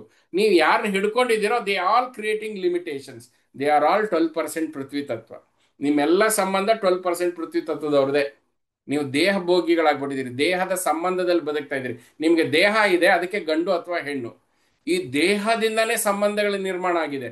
ನನ್ನ ರಕ್ತ, ನನ್ನ ತಂದೆಯ ರಕ್ತ ನನ್ನಲ್ಲಿ ಹರಿತಾ ಇದೆ. ಈ ರಕ್ತ ಸಂಬಂಧ ತಂದೆ ಕ್ರಿಯೇಟ್ ಆಯ್ತು. ನನ್ನ ತಂಗಿ, ನನ್ನ ತಂದೆಯ ರಕ್ತ ಹರಿತಾ ಇದೆ. ನನ್ನ ತಾಯಿ ರಕ್ತ ಹರಿತಾ ಇದೆ. ಎಲ್ಲ ಸಂಬಂಧಗಳು ದೈಹಿಕ ಸಂಬಂಧಗಳೇ, ದೇಹಕ್ಕೆ ಅಂಟ್ಕೊಂಡಿರುವಂಥದ್ದು. ಭಗವಂತನ್ಗೆ ನಮ್ಗೆ ದೈಹಿಕ ಸಂಬಂಧ ಇಲ್ಲ. ಇಲ್ಲ ಅಂದ್ರೆ ಭಗವಂತ ನಮ್ಮ ಜೊತೆನೆ ಭಿಕ್ಷಾ ಎತ್ತುತ್ತಾ ಇದ್ದ. ಗುರು ಏನಾರು ಚಿಟ್ ಫಂಡ್ ಶುರು ಮಾಡಿ, ಏನಾರು ಒಂದು ಚಾಂಟ್ ನೋಡಿ. ಭಗವಂತ ಅನ್ನೋ ಶಬ್ದ ತುಂಬಾ ಲೂಸ್ ಆಗಿದ್ರೆ ಒಂದು ವರ್ಷದಲ್ಲಿ ಹೋಗ್ಬೋದಾಯ್ತು, ಅಥವಾ ಒಂದು ಶತಮಾನದಲ್ಲಿ ಹೋಗ್ಬೋದಾಯ್ತು, ಒಂದು ದಶಮಾನದಲ್ಲಿ ಹೋಗ್ಬೋದಾಗಿತ್ತು, 10 ವರ್ಷದಲ್ಲಿ, 100 ವರ್ಷದಲ್ಲಾದ್ರೂ ಹೋಗ್ಬೇಕಾಗಿತ್ತು. ಇದು ಹಾಕ್ಸ್ ಅನ್ನಂಗಿದ್ರೆ, ಗಾಳಿ ಮಾತು ಅನ್ನಂಗಿದ್ರೆ ಒಂದು 5,000 ವರ್ಷಕ್ಕಾದ್ರೂ ಡಿಸಾಲ್ವ್ ಆಗ್ಬೇಕಾಗಿತ್ತು. ಎಷ್ಟು ಅನಂತ ಕಾಲದಿಂದ ಭಗವಂತ ಅನ್ನೋದು ಅದೊಂದು ಉಳ್ಕೊಂಬಂದಿದೆ. ನಾವು ನೀವೇನು ಹುಟ್ಟಿದ್ದೀರಿ, ನಾವೆಲ್ಲ ಧೂಳಿಪಟ ಆಗ್ಬಿಟ್ವಿ. ಧೂಳಿಪಟ ಆಗ್ಬಿಟ್ವಿ. ವಂಶಗಳೇ ಧೂಳಿಪಟ ಆಯ್ತು, ಸಾಮ್ರಾಜ್ಯಗಳು ಧೂಳಿಪಟ ಆಯ್ತು. ಆದ್ರೆ ಆ ಭಗವಂತ ಅನ್ನೋದು ನಿರಂತರವಾಗಿದ್ದಾನೆ. ಆ ಕೃಪೆ ಅನ್ನೋದು ನಿರಂತರವಾಗಿದೆ, ನಡೀತಾನೇ ಇದೆ. ಅವನ ಥ್ರೆಡ್ ಅಲ್ಲಿ ಬಂದು ಹೋಗ್ತಾ ಇದೀವಿ. ನೀವು ಯಾವತ್ತು ಅವನ ಕೃಪೆನ ನೀವು ಗುರುತಿಸ್ತಿರೋ, ನಿಮ್ಮ ಉಸಿರಿನ ಮೂಲಕ, ನಿಮ್ಮ ಆ ಡೀಪ್ ಸ್ಲೀಪ್ ಮೂಲಕ. ನಮ್ಗೆ ಯಾರಿಗೂ ಡೀಪ್ ಸ್ಲೀಪ್ ಇಲ್ಲ ಅಂದ್ರೆ ಏನಾಗ್ತಾ ಇತ್ತು? ಒಂದ್ 5 ದಿವಸ ಮಲ್ಕೋಬೇಡಿ, 3 ದಿವಸ ಮಲ್ಕೋಬೇಡಿ. ನನಗೇನೆ ನೀವು 3 ದಿವಸ ಮಲಗೋದಕ್ಕೆ ಬಿಟ್ಬಿಟ್ರೆ, ಗುರುಗಳೇ 4ನೇ ದಿವಸನೂ ಮಲಗಬೇಡಿ ಅಂತ ಅಂದ್ಬಿಟ್ರೆ, ಹಿರಣ್ಯ ಕಶ್ಯಪ ಅಲ್ಲೇ ಆಚೆ ಬಂದ್ಬಿಡ್ತಾನೆ. ನಮ್ ಡಾರ್ಕ್ ಅಲ್ಲೇ ಬಂದ್ಬಿಡ್ತದೆ. ಈ ತಾಳ್ಮೆ ಅನ್ನೋ ಹೊದಿಕೆ ಒಳಗಡೆ ರಾಕ್ಷಸ ಕುತ್ಕೊಂಡಿದ್ದಾನೆ. ಅವನ್ನ ಕಳಿಸ್ಬೇಕು. ಆ ದಾನಾಸುರ, ಆ ದುರ್ಯೋಧನನ್ ಕಳಿಸ್ಬೇಕು. ಅವ ಅವಿತ್ಕೊಂಡಿರೋದೇ ನಿಮ್ ಮನಸ್ಸಿನಲ್ಲಿ ಅಂತ. ಮತ್ತೆ ಹಾಗಾದ್ರೆ ಕೃಪೆ ಎಲ್ಲಿಂದ ಬರ್ತದೆ? ಕೃಪೆ ಇರೋದು ಪ್ರಾಣಮಯ ಕೋಶದಲ್ಲಿ, ಜ್ಞಾನಮಯ ಕೋಶದಿಂದ ಬರ್ತದೆ. ಜ್ಞಾನಮಯ ಕೋಶ ಅಂದ್ರೆ ವಿಜ್ಞಾನಮಯ ಕೋಶದಿಂದ ಬರ್ತದೆ. ಒಂದು ಜ್ಞಾನ ಪ್ರಾಪ್ತಿ ಆಯ್ತು, ಭಗವಂತನ ಇರುವಿಕೆಯನ್ನ ಗುರುತಿಸುವ ಲಕ್ಷಣ. ಮಗು ನೋಡಿ ಎಲ್ಲಾರ್ಗೂ ಮಾತಾಡಿಸ್ತದೆ, ಎಲ್ಲಾರನ್ನೂ ನಮಸ್ಕಾರ ಮಾಡ್ತದೆ, ಎಲ್ಲರಿಗೂ ಟಾಟಾ ಅಂತದೆ, ಎಲ್ಲರಿಗೂ ಮುತ್ತು ಕೊಡ್ತದೆ. ಅದಕ್ಕೆ ಭೇದ ಇಲ್ಲ, ಭಾವ ಇಲ್ಲ. ಬಟ್ ನಾವು ಮಗುವಾಗಿ ಈ ಸಮಾಜದಲ್ಲಿ ಬದುಕಕ್ಕಾಗೋದಿಲ್ಲ. ಅದೆಲ್ಲ ಹ್ಯಾವಿಂಗ್ ಅಂಡರ್ಸ್ಟುಡ್. ಸಮಾಜದಲ್ಲಿ ಹೇಗಿರ್ಬೇಕೋ ಹಾಗೆ, ಕೃಷ್ಣ ಹೇಗಿದ್ದ ಹಾಗೆ, ಸಮಾಜಕ್ಕೆ ಹೇಗಬೇಕೋ ಹಾಗಿದ್ದ ಕೃಷ್ಣ. ಇವರು ಇಸ್ಕಾನ್ ಅವರು, ಆದ್ರಿಂದ ಭಂಡಾರಿ ಅವರು, ಅದಕ್ಕೆ ಕೃಷ್ಣಂದೇ ಎಕ್ಸಾಂಪಲ್. ನೀವು ದೇವಿ ಅನ್ಕೋಬಹುದು, ಬಟ್ ಕೃಷ್ಣ ಲಿವ್ಡ್. ಯಾರು ಇರ್ತಿರೋ ಅವ್ರ ಮಿರರ್ ರಿಫ್ಲೆಕ್ಟ್. ಅರ್ಜುನ್ ತರ ಇದ್ರೆ ಅರ್ಜುನ್ ತರ ಎಮೋಷನಲ್. ದುರ್ಯೋಧನ ಮುಂದೆ ಹೆಂಗಿರ್ಬೇಕು, ದುರ್ಯೋಧನ ತರ. ಅವನ್ ಹೆಂಗ್ ಅವನ ತನನೇ ಇರ್ಲಿಲ್ಲ. Is to become the reflection of the other person ಅಂತ. ಇಲ್ಲಿ ನಾವು ಬದುಕಬೇಕಾಗಿದೆ. ನಿಮ್ಮ ಅವಶ್ಯಕತೆ ಏನಿದೆ? ನಿಮ್ಮ ಅವಶ್ಯಕತೆ ನಿಮಗೆ ಇಲ್ಲ ಅಂತ. ನಿಮ್ಮ ಅವಶ್ಯಕತೆ ನೀವು ದೇಹನ ಹಿಡಿದಿಟ್ಕೊಂಡು ಚೆನ್ನಾಗಿ ನೋಡ್ಕೊಂಡಿದ್ದೀರಾ? ಭಗವಂತ ನಂಬಿ ಈ ದೇಹ ಕೊಟ್ಟ, ಚೆನ್ನಾಗಿ ನಡೆಸ್ತಾ ಇದ್ದೀರೇನು? ಎವ್ರಿ ಡೇ ಹಾಳು ಮಾಡೋದಕ್ಕೆ ನಿಂತಿದೆ. ಸೊ ಆವಾಗ ಕೃಪೆ ಎಲ್ಲಿಂದ ಹರಿದು ಬರಬೇಕು? ಸೊ ಕೃಪೆ ಎಲ್ಲಿಂದ ಹರಿದು ಬರುತ್ತೆ ಅಂತಂದ್ರೆ, ಪ್ರಾಣ ತತ್ವದಿಂದ, ಆ ವಾಯು ತತ್ವದಿಂದ ಹರಿದು ಬರುತ್ತೆ. ವಾಯು ಸಂಬಂಧಪಟ್ಟಿರೋದು ಮನಸ್ಸು. ಮನಸ್ಸು ಶುದ್ಧ ಆಗಬೇಕು. ನಾವು ಇರೋದೇ 72% ಇನ್ಫ್ಲೂಯೆನ್ಸ್ ವಾಟರ್ ತತ್ವ. ಜಲ ಹರಿತಾ ಇರಬೇಕು. ನಿಂತು ನೀರಾದ್ರೆ ಎಮೋಷನ್ ನಿಲ್ಲಬಾರದು, ಹರಿತಾ ಇರಬೇಕು. ಯಾವ್ದು ಹರಿಯುತ್ತೆ? ಶುದ್ಧವಾದ ಭಾವನೆ ಮಾತ್ರ ಹರಿಯುತ್ತೆ. ಅಶುದ್ಧವಾದ ಭಾವನೆ ಚರಂಡಿ ಆಗತ್ತೆ. ಅದನ್ನ ಇಷ್ಟು ದಿವಸ ಗೊತ್ತಿರಲಿಲ್ಲ, ಬಿಟ್ಬಿಡೋಣ. ಇವತ್ತು ಶುದ್ಧಿ ಮಾಡ್ತಾ ಬನ್ನಿ. ಮತ್ತೆ ಏನ್ ಕೆಲಸ ಇದೆ? ಊಟದ ಈಗ ದುಡಿಯೋದಕ್ಕೆ ಏನ್ ಎಕ್ಸ್ಟ್ರಾ ಕೆಲಸ ಮಾಡೋದಿದೆ? ಆಫೀಸ್ ಪ್ರಾಬ್ಲಮ್ ಬರುತ್ತೆ, ಸಾಲ್ವ್ ಮಾಡೋದು ಗೊತ್ತು, ಸಾಲ್ವ್ ಆಗ್ಲೇಬೇಕು. ಇಲ್ಲ ಆಫೀಸ್ ಕ್ಲೋಸ್ ಆಗುತ್ತೆ, ಬೇರೆ ಆಫೀಸಿಗೆ ಹೋಗ್ತೀರಿ. ಸಂಸಾರದ ಪ್ರಾಬ್ಲಮ್ ಏನದು? ಶನಿವಾರ ಆಗಿದ್ದು ಸೋಮವಾರ ಸಾಲ್ವ್ ಆಗುತ್ತೆ. ಒಂದ್ ಸೀರೆ, ಒಂದ್ ಗೋಲ್ಡ್ ಚೈನ್, ಮುಗಿದು ಹೋಯ್ತು. ಇಲ್ಲ ನಿಮ್ ಮಾತು ಕೇಳಿದ್ರೆ ಗಂಡ್ಮಕ್ಳದು ಈಗೋ ತೃಪ್ತಿ ಆಯ್ತು, ಅವ್ರದ್ದು ಆಗೋಯ್ತು. ಸೊ ಮುಗದೆ ಹೋಯ್ತು. ಇನ್ನು ಈ ಸಂಸಾರ ನಡೆಸೋದಕ್ಕೆ ಏನ್ ಅತಿಯಾದ ವಿಚಾರ ಮಾಡ್ಬೇಕು ಅದು ಮಾಡ್ಬಿಟ್ಟಿದ್ದಾರೆ. ಯಾರೋ ಸಾಕ್ರೆಟಿಸ್ ಅನ್ನೋರೋ, ದಾಸರೋ, ಯಾರ್ಯಾರೋ ಮಾಡಿಟ್ಬಿಟ್ಟಿದ್ದಾರೆ. ವೇದ ವೇದ ಮಾಡಿರೋ ಋಷಿಗಳೆಲ್ಲ ತಲೆ ಕೆಡಿಸ್ಕೋಬೇಕಾಗಿರೋದೆಲ್ಲ ಮಾಡಿಟ್ಬಿಟ್ಟಿದ್ದಾರೆ. ತಲೆ ಕೆಡಿಸ್ಕೊಳ್ಳೋದೇನಿದೆ? ತಲೆ ಕೆಡಿಸ್ಕೊಳ್ಳೋದೇನಿದೆ ಅಂತಂದ್ರೆ, ಈ ಪಂಚಮಹಾಭೂತಗಳ, ನಮ್ಮ ಪಂಚಭೂತಗಳ ಇರುವಂತ ಈ ಶರೀರ, ಮನಸ್ಸು ಮತ್ತು ಭಾವನೆ, ಅದನ್ನ ಶುದ್ಧಿ ಮಾಡ್ತಾ ದೇಹ ಮನಸ್ಸುಗಳನ್ನ ಅದರ ಪಾಡಿಗೆ ಬಿಟ್ಟು ನಮ್ಮನ್ನ ನಾವು ಭಗವಂತನಿಗೆ ಅರ್ಪಿಸ್ಕೊಳ್ಳೋದು. ಭಗವಂತನಿಗೆ ಅರ್ಪಿಸೋದು ಅಂತಂದ್ರೆ ಹೋಗಿ ಮೂರ್ತಿಗೆ ಹೋಗಿ ತಲೆ ಒಡ್ಕೊಳ್ಳೋದಲ್ಲ, ತಿರುಪತಿಗೆ ಹೋಗಿ ತಲೆ ಬೆಳೆಸ್ಕೊಳ್ಳೋದಲ್ಲ. ಅವನ ಇರುವಿಕೆಯಲ್ಲಿದೆ. ತಿರುಪತಿಯಲ್ಲಿದೆಯಾ? ಪಂಡ್ರಪುರದಲ್ಲಿದೆಯಾ? ಶೃಂಗೇರಿಯಲ್ಲಿದೆಯಾ? ಅವನ ಇರುವಿಕೆ ಎಲ್ಲಾ ಕಡೆ ಇದೆ. ನಿಮ್ಮ ಉಸಿರಲ್ಲೇ ಇದ್ದಾನೆ, ಅಲ್ವಾ? ಅದು ಗೊತ್ತಾಗಲ್ಲ ಅಂದ್ರೆ ಎರಡು ಮೂಗನ್ನು ಮುಚ್ಚಿಟ್ಕೊಳ್ಳಿ.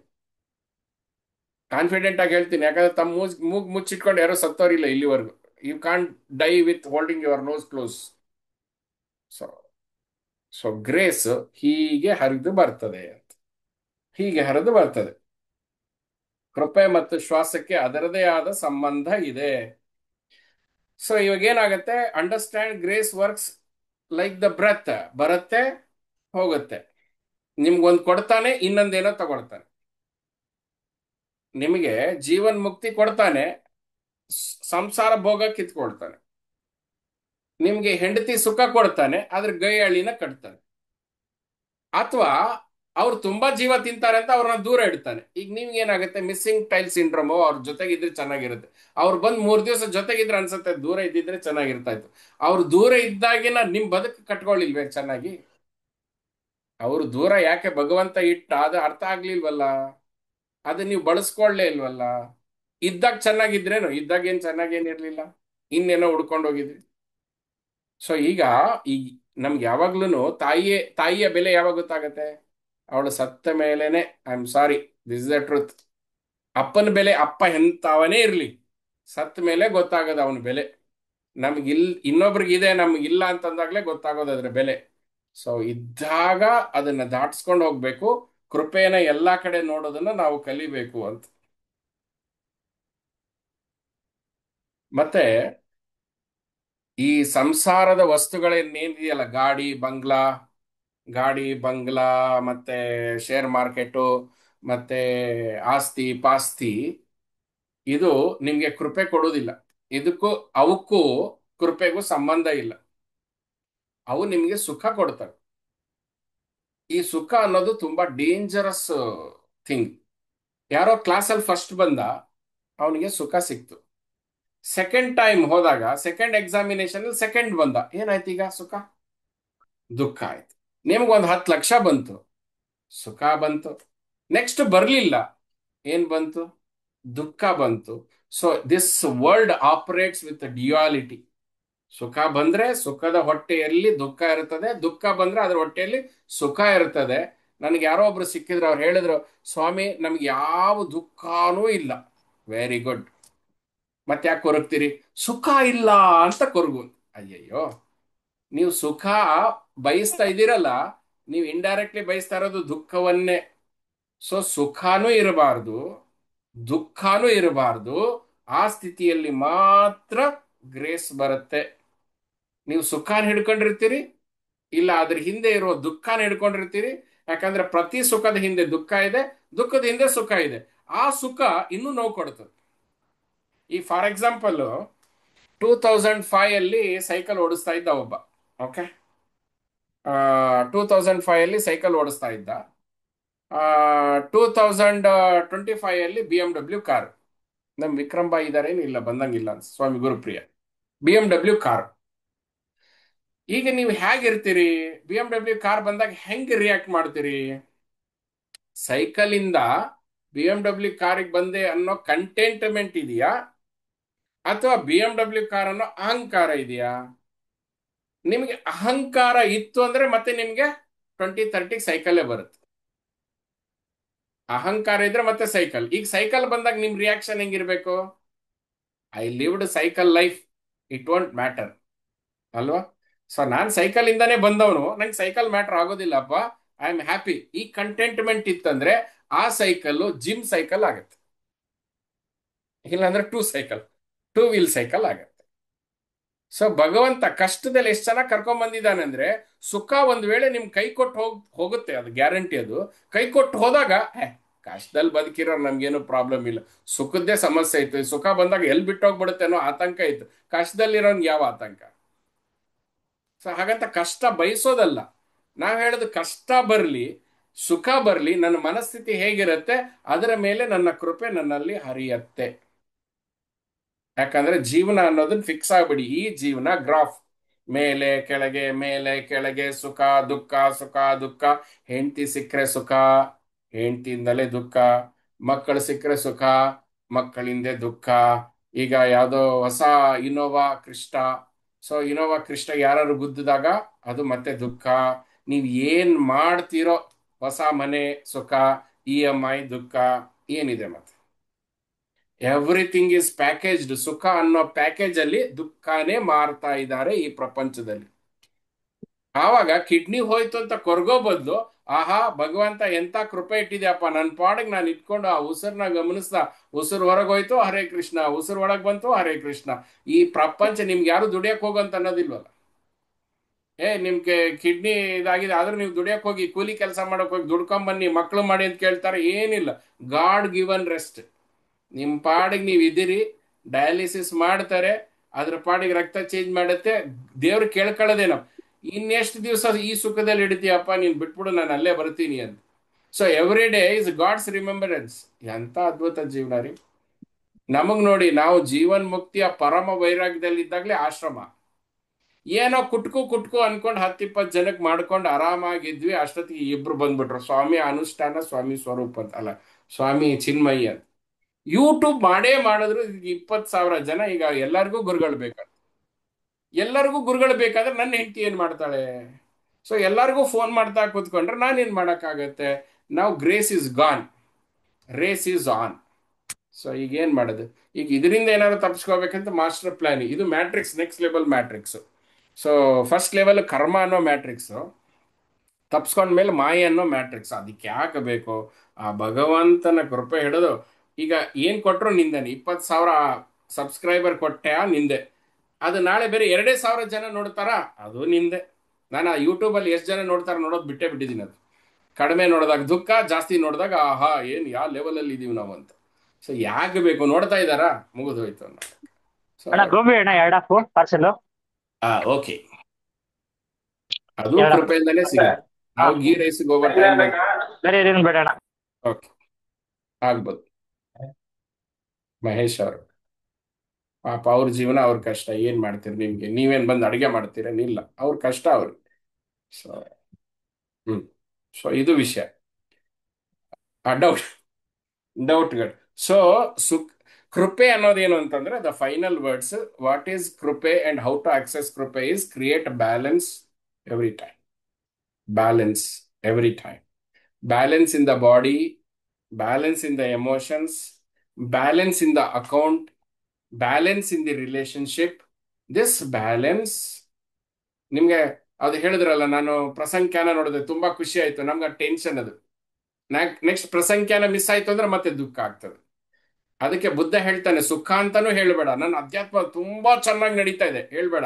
ನಾಳೆ ನಡೀದೇ ಇದ್ದಾಗ ಅದೇ ದುಃಖಕ್ಕೆ ಕಾರಣ ಆಗುತ್ತೆ. ಇವತ್ತು ಧ್ಯಾನ ತುಂಬಾ ಚೆನ್ನಾಗಾಯ್ತು, ರಾಗ, ನೆಕ್ಸ್ಟ್ ಡೇ ಆಗ್ಲಿಲ್ಲ, ಅಯ್ಯೋ ದುಃಖ. ಯಾವ್ದು ರಾಗಕ್ಕೆ ಕಾರಣವೋ ಅದು ದುಃಖಕ್ಕೆ ಕಾರಣ ಆಗ್ತದೆ. ಹೀಗಾಗಿ ನೀವು ಹೇಳ್ತೀರಿ, ನನ್ಗೆ ಅರ್ಥ ಆಗ್ತದೆ, ಬಟ್ ಅದು ಚೆನ್ನಾಗಿದೆ ಅಂತ ಆಗ್ಲೇಬಾರ್ದು, ಚೆನ್ನಾಗಿರೋದು ಚೆನ್ನಾಗಿಲ್ಲ ಅಂತ ಆಗೇ ಆಗತ್ತೆ. ಸೊ ನ್ಯೂಟ್ರಾಲಿಟಿ, ಸಮತ್ವಂ ಯೋಗ ಮುಚ್ಚತೆ, ಸಮತ್ವದಲ್ಲಿರಬೇಕು. ಲೈಫ್ನಲ್ಲಿ ಬ್ಯಾಲೆನ್ಸ್ ಮಾಡಬೇಕು, ಯಾವುದು ಅತಿರೇಕ ಅಲ್ಲ. ಕೃಷ್ಣ ಕಂಡ್ಕೊಂಡ ಸತ್ಯನು ಸಮತ್ವಂ ಯೋಗ ಮುಚ್ಚತೆ. ಆ ಬುದ್ಧ ಕಂಡ್ಕೊಂಡಿದ್ದು ಕೂಡ ಮಿಡಲ್ ಪಾತ್, ಅವನಿಂದ ಮಿಡಲ್ ಪಾತ್. ಅತಿಯಾಗಿ ಯಾವುದು ಮಾಡೋಂಗಿಲ್ಲ, ಅತಿಯಾಗಿ ಅಧ್ಯಾತ್ಮನೂ ಇಲ್ಲ, ಅತಿಯಾಗಿ ದೇವ್ರದ್ದು ಏನೇನೋ ಮಾಡಿ ದೇವ್ರನ್ನೇ ಕಟ್ ಹಾಕೊಂಡ್ಬಿಡೋದಿಲ್ಲ. ಅತಿಯಾಗಿ ಲೆಥಾರ್ಜಿನೂ ಇಲ್ಲ, ಅತಿಯಾಗಿ ರಾಕ್ಷಸತನನೂ ಇಲ್ಲ, ಅತಿಯಾಗಿ ಇದನೂ ಇಲ್ಲ, ದೇವರತನನೂ ಇಲ್ಲ. Balance, balance, balance. ಸೊ ಈ act of balance pours the grace upon you. ಅದು ನಡ್ಕೊಂಡು ಹೋಗುತ್ತೆ, ಅದು ದಾಟ್ಕೊಂಡು ಹೋಗುತ್ತೆ. ಸೊ ಇದು ಎಲ್ಲ ಅಧ್ಯಾತ್ಮ ಸಾಧನೆಯ ಮೂಲ ಕೃಪೆ. ನೀವು ಯೋಗ ಮಾಡ್ತೀರಿ, ಶರೀರ ಇಟ್ ಶುಡ್. ಯಾಕೆ ಯಾಕೆ ಶರೀರವನ್ನು ದುಡಿಸ್ಬೇಕು ಅಂತಂದ್ರೆ, ದುಡಿದ ಶರೀರವೇ ನೆಮ್ಮದಿಯಾಗಿ ಮಲಗಕ್ಕಾಗತ್ತೆ. ಇಲ್ವಾ ಚಿಂತಾರಹಿತವಾದಂತ ಮನಸ್ಸೇ ಈ ದೇಹವನ್ನ ಡೀಪ್ ಸ್ಲೀಪ್ ಕೊಡುತ್ತೆ. ಸೊ ಅದಕ್ಕೆ ಏನ್ ಮಾಡಬೇಕು? You have to breathe in to the ನಾಭಿ 21 ಟೈಮ್ಸ್. ಇವತ್ತಿಂದ ಅನುಷ್ಠಾನ ಮಾಡಿ. ಬೆಳಗ್ಗೆ ಎದ್ದಾಗ 21 ಸಾರಿ, ರಾತ್ರಿ ಮಲಗಬೇಕಾದಾಗ 21 ಸಾರಿ. ನಿಮ್ಗೆ ತುಂಬಾ ಟೈಮ್ ಇದೆ, ಯಾವಾಗ್ಲೂ ಎಫರ್ಟ್ಲೆಸ್ ಆಗಿ ನೀವು, ನಾನು ಈ ಒಂದೇ ಚೆಕ್ ಪಾಯಿಂಟ್ ಹೇಳ್ತೀನಿ, 21 ಮಾಡ್ತಿದ್ದಂಗೆ ನಿದ್ದೆ, 21 ಅಲ್ಲ, ಒಂದು 7 ಮಾಡ್ತಿದ್ದಂಗೆನೆ your body goes in the restful mode, your mind drops to the alpha state, you go into the sleep. ಅದು ನಿಮ್ಮ ಜೀವನ ನಿಮ್ಮ ಚೆಕ್ ಪಾಯಿಂಟ್ ನಿಮ್ಮಲ್ಲೇ ಇದೆ. ನಿಮ್ಮ breath is your check point. Anxious ನಿಮ್ ಬ್ರೆತ್ ತೋರಿಸುತ್ತೆ, ರಿಲ್ಯಾಕ್ಸ್ಡ್ ನಿಮ್ ಬ್ರೆತ್ ತೋರಿಸುತ್ತೆ. ಇಲ್ಲ ನಾನು ಒದ್ದಾಡ್ತಾ ಇಲ್ಲ, ನಿಮ್ ಬ್ರೆತ್ ಎಲ್ಲಿದೆ? ಬೇರೆ ಲಂಗ್ಸ್ ವರ್ಗು ಇದೆ, ಹಾಗೆ ಒದ್ದಾಡ್ತಾ ಇದೀಪ ಅಂತ. ನೀವೇನು ಮಾಡ್ತಾ ಇಲ್ಲ ಅಂದ್ರೆ breath will automatically go to the ನಾಭಿ and it will come back. It will heal, it will completely heal. ಯಾಕಂದ್ರೆ ಈ ಬುದ್ಧಿ ಶರೀರ, ಈ ಬುದ್ಧಿ ರುಂಡದಲ್ಲಿದೆ, ತೊಂದರೆಗಳೆಲ್ಲ ಮುಂಡದಲ್ಲಿದೆ. ಆ ಮುಂಡ ಮತ್ತು ರುಂಡವನ್ನ ಕರೆಕ್ಟ್ ಆಗಿ ಕನೆಕ್ಟ್ ಮಾಡಬೇಕು, ಆವಾಗ್ಲೇನೆ ಬ್ಯಾಲೆನ್ಸ್ ಆಗತ್ತೆ. ನಮ್ದು ತುಂಬಾ ತಲೆ ಬಿಸಿ ಆಗ್ತದೆ, ಅದಕ್ಕೆ ದೇಹ ಏನೇನೋ ಆಗ್ಬಿಟ್ಟದೆ. We have to create the balance. ಆ ಬ್ಯಾಲೆನ್ಸ್ ಅದು ನಿಮ್ಮ ಉಪವಾಸ. ಬ್ಯಾಲೆನ್ಸಿಗೆ ಉಪವಾಸ ಆಗ್ಬೇಕು, ಉಪವಾಸಕ್ಕೆ ಉಪವಾಸ ಆಗ್ಬಾರ್ದು. ಶರೀರ ಯಾತನೆಗೆ ಉಪವಾಸ ಆಗ್ಬಾರ್ದು, ಬ್ಯಾಲೆನ್ಸ್ ಮಾಡೋದಕ್ಕೆ ಉಪವಾಸ ಆಗ್ಬೇಕು. ಹಾಗೆ ಇತಿ ಮಿತಿಯಲ್ಲಿ ಬದುಕನ್ನ ಸಾಗಿಸ್ತಾ ಬ್ಯಾಲೆನ್ಸ್ ಫಸ್ಟ್ ಚೆಕ್ ಪಾಯಿಂಟ್. ಮತ್ತೆ ಗ್ರೇಸ್ ಹೇಗಪ್ಪ, ಯಾವ ಪೋರ್ಟಲ್ ಇಂದ ಬರುತ್ತೆ? ಅದು ಪ್ರಾಣಮಯ ಕೋಶದಿಂದ ಬರುತ್ತೆ, ಪ್ರಾಣದ ಮುಖಾಂತರ ಬರುತ್ತೆ, ಉಸಿರಿನ ಮುಖಾಂತರ ಬರುತ್ತೆ. ಅನ್ನಮಯ ಕೋಶಕ್ಕೆ, ಪ್ರಾಣಮಯ ಕೋಶಕ್ಕೆ ಗ್ರೇಸ್ ಬರೋದು ವಿಜ್ಞಾನಮಯ ಕೋಶ. ಮನೋಮಯ ಕೋಶ ಅಡ್ಡ ತಡೀತದೆ. ಆ ಮನೋಮಯ ಕೋಶದಲ್ಲಿರುವ ಮನಸ್ಸನ್ನು ನೋ ನೋ ನೋ ಅಂತ ಹೇಳುವ ಮನಸ್ಸು, ಅಹಂಕಾರ, ನನಗೂ ನನಗೆ ನನಗೆ ನನಗೆ ಅಂತ ಹೇಳುವಂಥದ್ದು, ಮತ್ತು ದೇಹಾಭಿಮಾನ, ಈ ದೇಹದ ಮೇಲೆ ಅಂಟ್ಕೊಂಡಿರೋದು, ದೇಹದಿಂದ ದೇಹದ ಅಂಟ್ಕೊಂಡಿರುವಂಥದ್ದು, ಇದು ಎಲ್ಲವೂ ಕೂಡ ಅದು ಬ್ಲಾಕ್ ಕ್ಲಿಯರ್ ಮಾಡಬೇಕು. ಇದು ಗ್ರೇಸ್. ಇಲ್ಲಿ ನಾವೇನ್ ಮಾಡಿದ್ವಿ ಅಂತಂದ್ರೆ, ಮನೋಸ್ಸು, ಎಸ್, ಮನೋಸ್ಸು ಕರೆಕ್ಟ್. ಅದು ಈ ಮನಸ್ಸುಕ್ರಾಯನ್ನ ಹ್ಯಾಂಡಲ್ ಮಾಡಬೇಕು. ಮತ್ತೆ ಹಿಂಗ್ ನೋಡಿದಾಗ ಇದು ಹರ್ಕಲೆನ್ ಟಾಸ್ಕ್ ಅನ್ಸುತ್ತೆ. ಏನಪ್ಪ ಇಷ್ಟೆಲ್ಲ ಮಾಡ್ಬೇಕಾ, ಎಲ್ಲ ಸಾಧು ಸಜ್ಜನರು ಮಾಡ್ತಾರೆ, ನಮ್ಗೆಲ್ಲ ಬರೋದಿಲ್ಲ ಅಂತ. ಅದು ಒಂಥರ ಬೆಸ್ಟೆ. ಒಬ್ಬ ಏನ್ ಮಾಡಿದ ಅಂದ್ರೆ, ತಿಕ್ಕಲ್ ನನ್ ಮಗ, ಯಾರೋ ಒಬ್ಬ Brahmin Christian, there is no God, there is no God ಅಂತ ಅನ್ಕೊಂಡ್ಬಿಟ್ಟು ಒಂದು ಮರಕ್ಕೆ ಹೊಡೆದು ಹೊಡೆದು ಹೊಡೆದು ಹೊಡೆದು ಅರ್ಧ ಗಂಟೆ ಮರಕ್ಕೆ ಹೊಡಿತಾನೆ, ಬಾಕ್ಸಿಂಗ್ ತರ. ದೇರ್ ಇಸ್ ನೋ ಗಾಡ್ ಅಂತ ಹೊಡೆದ್ಬಿಟ್ಟು ಸುಸ್ತಾಗಿ ಓ ಮೈ ಗಾಡ್ ಅಂತ ಬಿಡ್ತಾರೆ. ಸೊ ನಾವು ಹಂಗೇನೆ, ಇದೇನು ಕಿಸಿಯಕ್ಕ ಆಗದೆ ಇದ್ರೆ, ಭಗವಂತ ನೀನ್ ನೋಡ್ಕೋ ಗುರು, ನನ್ನ ಕಡೆ ಏನೂ ಮಾಡಕ್ ಆಯ್ತಾ ಇಲ್ಲ ಅಂತ ಬಿಟ್ಬಿಡೋದು, ಬಿಟ್ಬಿಡೋದು ಅಷ್ಟೆ. ಎಲ್ಲ ಅವನ ಮೇಲೆ ಅರ್ಧಂಬರ್ಧ ಮಾಡಂಗಿಲ್ಲ. ನಮ್ದೆಲ್ಲ ಏನಾಗಿದೆ, ಚೆನ್ನಾಗಾದಾಗ ನಾನೇ ಮಾಡಿದ್ದು ಅನ್ನೋದು. ಚೆನ್ನಾಗಾಗದೇ ಇದ್ದಾಗ ಭಗವಂತ ಎಷ್ಟು ಕೆಟ್ಟ ದೃಷ್ಟಿ ನಮ್ಮ ಮೇಲೆ ಹಾಕಿದ ಅಂತ. ಸೊ ಈ ಹಿಪೋಕ್ರಸಿ ಬೇಡ. ಏನಾಗತ್ತೆ, take responsibility of your life, take a responsibility of your ದುಃಖ, ಟೇಕ್ ರೆಸ್ಪಾನ್ಸಿಬಿಲಿಟಿ ಆಫ್ ಯುವರ್ ಸುಖ. ನಾವು ಟೇಕ್ ರೆಸ್ಪಾನ್ಸಿಬಿಲಿಟಿ, ನಾವು create a responsibility towards managing the balance. So balance, balance ಆ ಕಡೆಗೆ ವರ್ಕ್ ಮಾಡಿ. ಆ ಅವಾಗ ಹೇಳ್ತಿರಲ್ಲ, ಹೆಂಗೋ ಟಕ್ ಅಂತ ಹೊಡೆದ್ ಬಿಡ್ತೀರಿ. ನಂಗೆ ಅವತ್ತು ಹೊಡೆದ, ಅವ್ರು ಫೋನ್ ಮಾಡಿದೆ, ಟಕ್ ಅಂತ ಬಂದ್ಬಿಟ್ರು. ಅಲ್ಲಿ ಹೋಗಿದ್ವಿ, ಏನು ನಮ್ಗೆ ಗೊತ್ತಾಗಿಲ್ಲ, ಯಾರೋ ಒಬ್ರು ಬಂದು ಈ ಕಡೆ ಹೋಗಿ ಅಂತಂದ್ರು. 3 ಕಿಲೋಮೀಟರ್ ಹೋಗೋ ತಪ್ಪಿಡ್ದು, ಅಲ್ಲೇ ಸಿಕ್ಬಿಡ್ತು ನಮಗೆ ಜಾಗ ಅಂತ. ಸೊ ಇದು ನಿರಂತರವಾಗಿ ನಿಮ್ಮ ಜೀವನದಲ್ಲಿ ಅದು ಅರ್ಥ ಆಗಬೇಕು. Don't try to understand grace, don't try to understand. Though we have explained, grace ಬಗ್ಗೆ ಎಕ್ಸ್ಪ್ಲೇನ್ ಮಾಡಿದ್ರು ಕೂಡ, ನಾನು ಗ್ರೇಸ್ ಅಲ್ಲಿ ಇದ್ದೀನಿ ಅನ್ನೋದನ್ನು ಬಿಟ್ಬಿಡು ಅಂತ. ಗ್ರೇಸ್ ಅಲ್ಲಿ ಇದ್ದೀನಿ ಅಂತ ಬಿಟ್ಬಿಡ್ಬೇಕು. ಇಲ್ಲಿ ಹಿಡ್ಕೊಳ್ಳೋರ್ದೆಲ್ಲ ಸಮಸ್ಯೆ ಇದೆ. ಈ ಈ ಸಮಸ್ಯೆ ಅನ್ನೋದ್ರ ಬಗ್ಗೆ ಬಂದಾಗ ಪೃಥ್ವಿ ತತ್ವ ಮೂಲಾಧಾರಕ್ಕೆ ಸಮಸ್ಯೆ ಬಂದಿರೋ ವಿಷಯ. ಈ ಜಿಪುಣರಿಗೆ ಕಾನ್ಸ್ಟಿಪೇಷನ್ ಬಹಳ ಪ್ರಾಬ್ಲಮ್ ಬರುತ್ತೆ. ಜಿಪುಣರಿಗೆ ಮತ್ತು ಕೊರಗೋರಿಗೆ ಕಾನ್ಸ್ಟಿಪೇಷನ್ ಪ್ರಾಬ್ಲಮ್ ಇರುತ್ತೆ. ಯಾಕೆ ಅಂತಂದ್ರೆ ಈ ಕೊರಗೋರು ತಮ್ಮ ಕೊರಗುಗಳನ್ನೆಲ್ಲ ತಗೊಂಡು ಇಟ್ಕೊಂಡ್ಬಿಡ್ತಾರೆ, ಬಿಟ್ಟೆ ಕೊಡೋದಿಲ್ಲ ಅವರು. ಓ, ಬಿಟ್ಕೊಡ್ಬೇಕಾ ಈ ಕೊರಗು, ಕುರುಗ್ ಬಿಟ್ಬಿಟ್ರೆ ನಮಗೆ ಇನ್ನೇನು ಕೊರಗ್ ಬೇಕು ಅಂತ. ಈ ಕೊರಗುಗಳನ್ನು ಹಿಡ್ಕೊಳ್ಳೋ ಸ್ವಭಾವ. ಜಿಪುಣರು ಏನ್ ಮಾಡ್ತಾರೆ, ದುಡ್ಡನ್ನು ಹಿಡ್ಕೊಳ್ಳೋ ಸ್ವಭಾವ. ಅವ್ರು ಗೊತ್ತಿಲ್ಲದೆ ಮಲವನ್ನು ಹಿಡ್ಕೊಂಡ್ಬಿಟ್ಟಿರ್ತಾರೆ. ಹೀಗಾಗಿ ಕಾನ್ಸ್ಟಿಪೇಟೆಡ್ ಆಗ್ತಾರೆ. ಸೊ ಬಿಟ್ಕೊಡ್ಬೇಕು, ಫ್ರೀ ಆಗಬೇಕು. ನೇಚರ್ ಆಪರೇಟ್ ಮಾಡೋದೇ ಹಿಂಗೆ. ರುಚಿಕರವಾದ ಭೋಜನ ಸುಖ, ಮತ್ತೆ ನೀವು ಆ, ಮಲ ವಿಸರ್ಜನೆ ಮಾಡಲೇಬೇಕು, ಅದು ದುಃಖ. ನೀರು ಕುಡಿಯೋದು ಸುಖ, ಮೂತ್ರ ವಿಸರ್ಜನೆ ಮಾಡಬೇಕು, ಅದು ದುಃಖ. ಸೊ ಸುಖದ ಜೊತೆಗೆ ದುಃಖದ ಅದು ಮಾಲೆ. ಸೊ ನಾವು ಮಾತ್ರ ಮಧ್ಯದಲ್ಲಿ ಇರುವ ಪ್ರಯತ್ನ ಮಾಡೋಣ. ಸಂತೋಷ ಬಂದಾಗ ಅದನ್ನ ಇನ್ನೊಬ್ಬರಿಗೆ ಸಂತೋಷ ಸಂತೋಷ ಆದ್ರೂ ಅದು ಆತ್ಮತೃಪ್ತಿಯಲ್ಲಿ ಇರಲಿ. ದುಃಖ ಇದ್ರೂ ಕೂಡ ಅದು ನಿವೃತ್ತಿಗೆ ಪ್ರೇರಣೆಯಾಗಲಿ. ಸೊ ಎರಡೂ ಕೂಡ ಅದು ಟೀಚರ್ ಆಗತ್ತೆ. ಸೊ ಈ ಗ್ರೇಸ್, ಈ ಅನುಗ್ರಹ, ಈ ಕೃಪೆ ಸದಾ ನಿಮ್ಮ ಮೇಲಿರಲಿ. ಈಗ ತಿಳಿದೆ ಹೇಗೆ ಬದುಕಿದ್ವಿ, ಇನ್ನು ಮೇಲೆ ನಿಧಾನವಾಗಿ ಅಡಾಪ್ಟ್ ಮಾಡೋಣ ದೇಹಾಭಿಮಾನವನ್ನ. ದೇಹಾಭಿಮಾನ ಅಂತಂದ್ರೆ ದೇಹಕ್ಕೆ ಅಂಟ್ಕೊಂಡಿರೋದು ಬಿಡ್ಬೇಕಷ್ಟೇ. ದೇಹಕ್ಕೆ ಏನ್ ಬೇಕೋ ಅದನ್ನ ಮಾಡಬೇಕು, ದೇಹಕ್ಕೆ ಏನು ಸರಿ ಅದನ್ನೆಲ್ಲ ಮಾಡಬೇಕು. ಮನಸ್ಸಿಗೆ ಅಂಟ್ಕೊಳ್ಳೋದು ಬಿಡಬೇಕು. ಮನಸ್ಸಿಗೆ ಏನ್ ಸರಿ ಇದೆ, ಜ್ಞಾನ ಮುಖೇನೋ ವಿವೇಕ ಮುಖೇನೋ ಅದಕ್ಕೆ ಏನ್ ಬೇಕೋ ಅದು ಮಾಡಬೇಕು. ನಿಮ್ಮ ಧರ್ಮ ಏನಿದೆ, ದೇಹ ಕಂಡ್ಕೊಂಡ್ಮೇಲೆ ಹೆಂಡತಿನೋ ತಾಯಿನೋ ಗಂಡನೋ ಮಗನೋ, ಅದು ನಿಮ್ಮ ಧರ್ಮವನ್ನ ಕರ್ಮಣ್ಯವಾಧಿಕಾರಸಿ ನನ್ನ ಕೆಲಸ ನಾನು ಮಾಡ್ತೀನಿ. I not worry about the output. ನಾನು ಮಾಡೋದು ಸರಿಯಾಗಿ ಮಾಡ್ತಿದ್ದೀನಾ, ನನ್ನ ಬದುಕು ಸರಿಯಾಗಿ ಬದುಕ್ತಾ ಇದ್ದೀನಾ, ನನ್ನ ಜೊತೆಗೆ ನಾನು ಸರಿಯಾಗಿದ್ದೀನಾ, ಸಾಕು. You don't need to worry about the world. ನಿಮ್ಮ ಜೊತೆಗೆ ನೀವು, ಸಬ್ಜೆಕ್ಟು ನೀವೇ, ಆಬ್ಜೆಕ್ಟು ನೀವೇ. ನಿಮ್ದು ಜೀವನ, ನಿಮ್ಮನ್ನ ನೀವು ಅಧ್ಯಯನ ಮಾಡಬೇಕು, ನಿಮ್ಮನ್ನ ನೀವು ಕೃಪೆಗೆ ಒಳಪಡಿಸ್ಬೇಕು. ಆವಾಗ ಆ ಈಶ್ವರ ನಿಮ್ಮನ್ನ ಕಾಪಾಡ್ತಾನೆ. ಅವನ ಮಡಿಲಲ್ಲಿ ಇರೋದೇ ನಮ್ಮ ಜೀವನದ ಸಾಧನೆ. ನೀವೆಲ್ಲರೂ ಕೃಪಾಪೋಷಿತರಾಗಿ, ಕೃಪೆಗೆ ಭಾಜನರಾಗಿ ಅಂತ ಸಪ್ತ ಋಷಿಗಳಲ್ಲಿ ಕೇಳ್ಕೊಳ್ತೇನೆ. ಸರ್ವೇ ಜನ ಸುಖಿನೋ ಭವಂತು. ಶ್ರೀಕೃಷ್ಣಾರ್ಪಣಮಸ್ತು. Thank you so much. Thank you.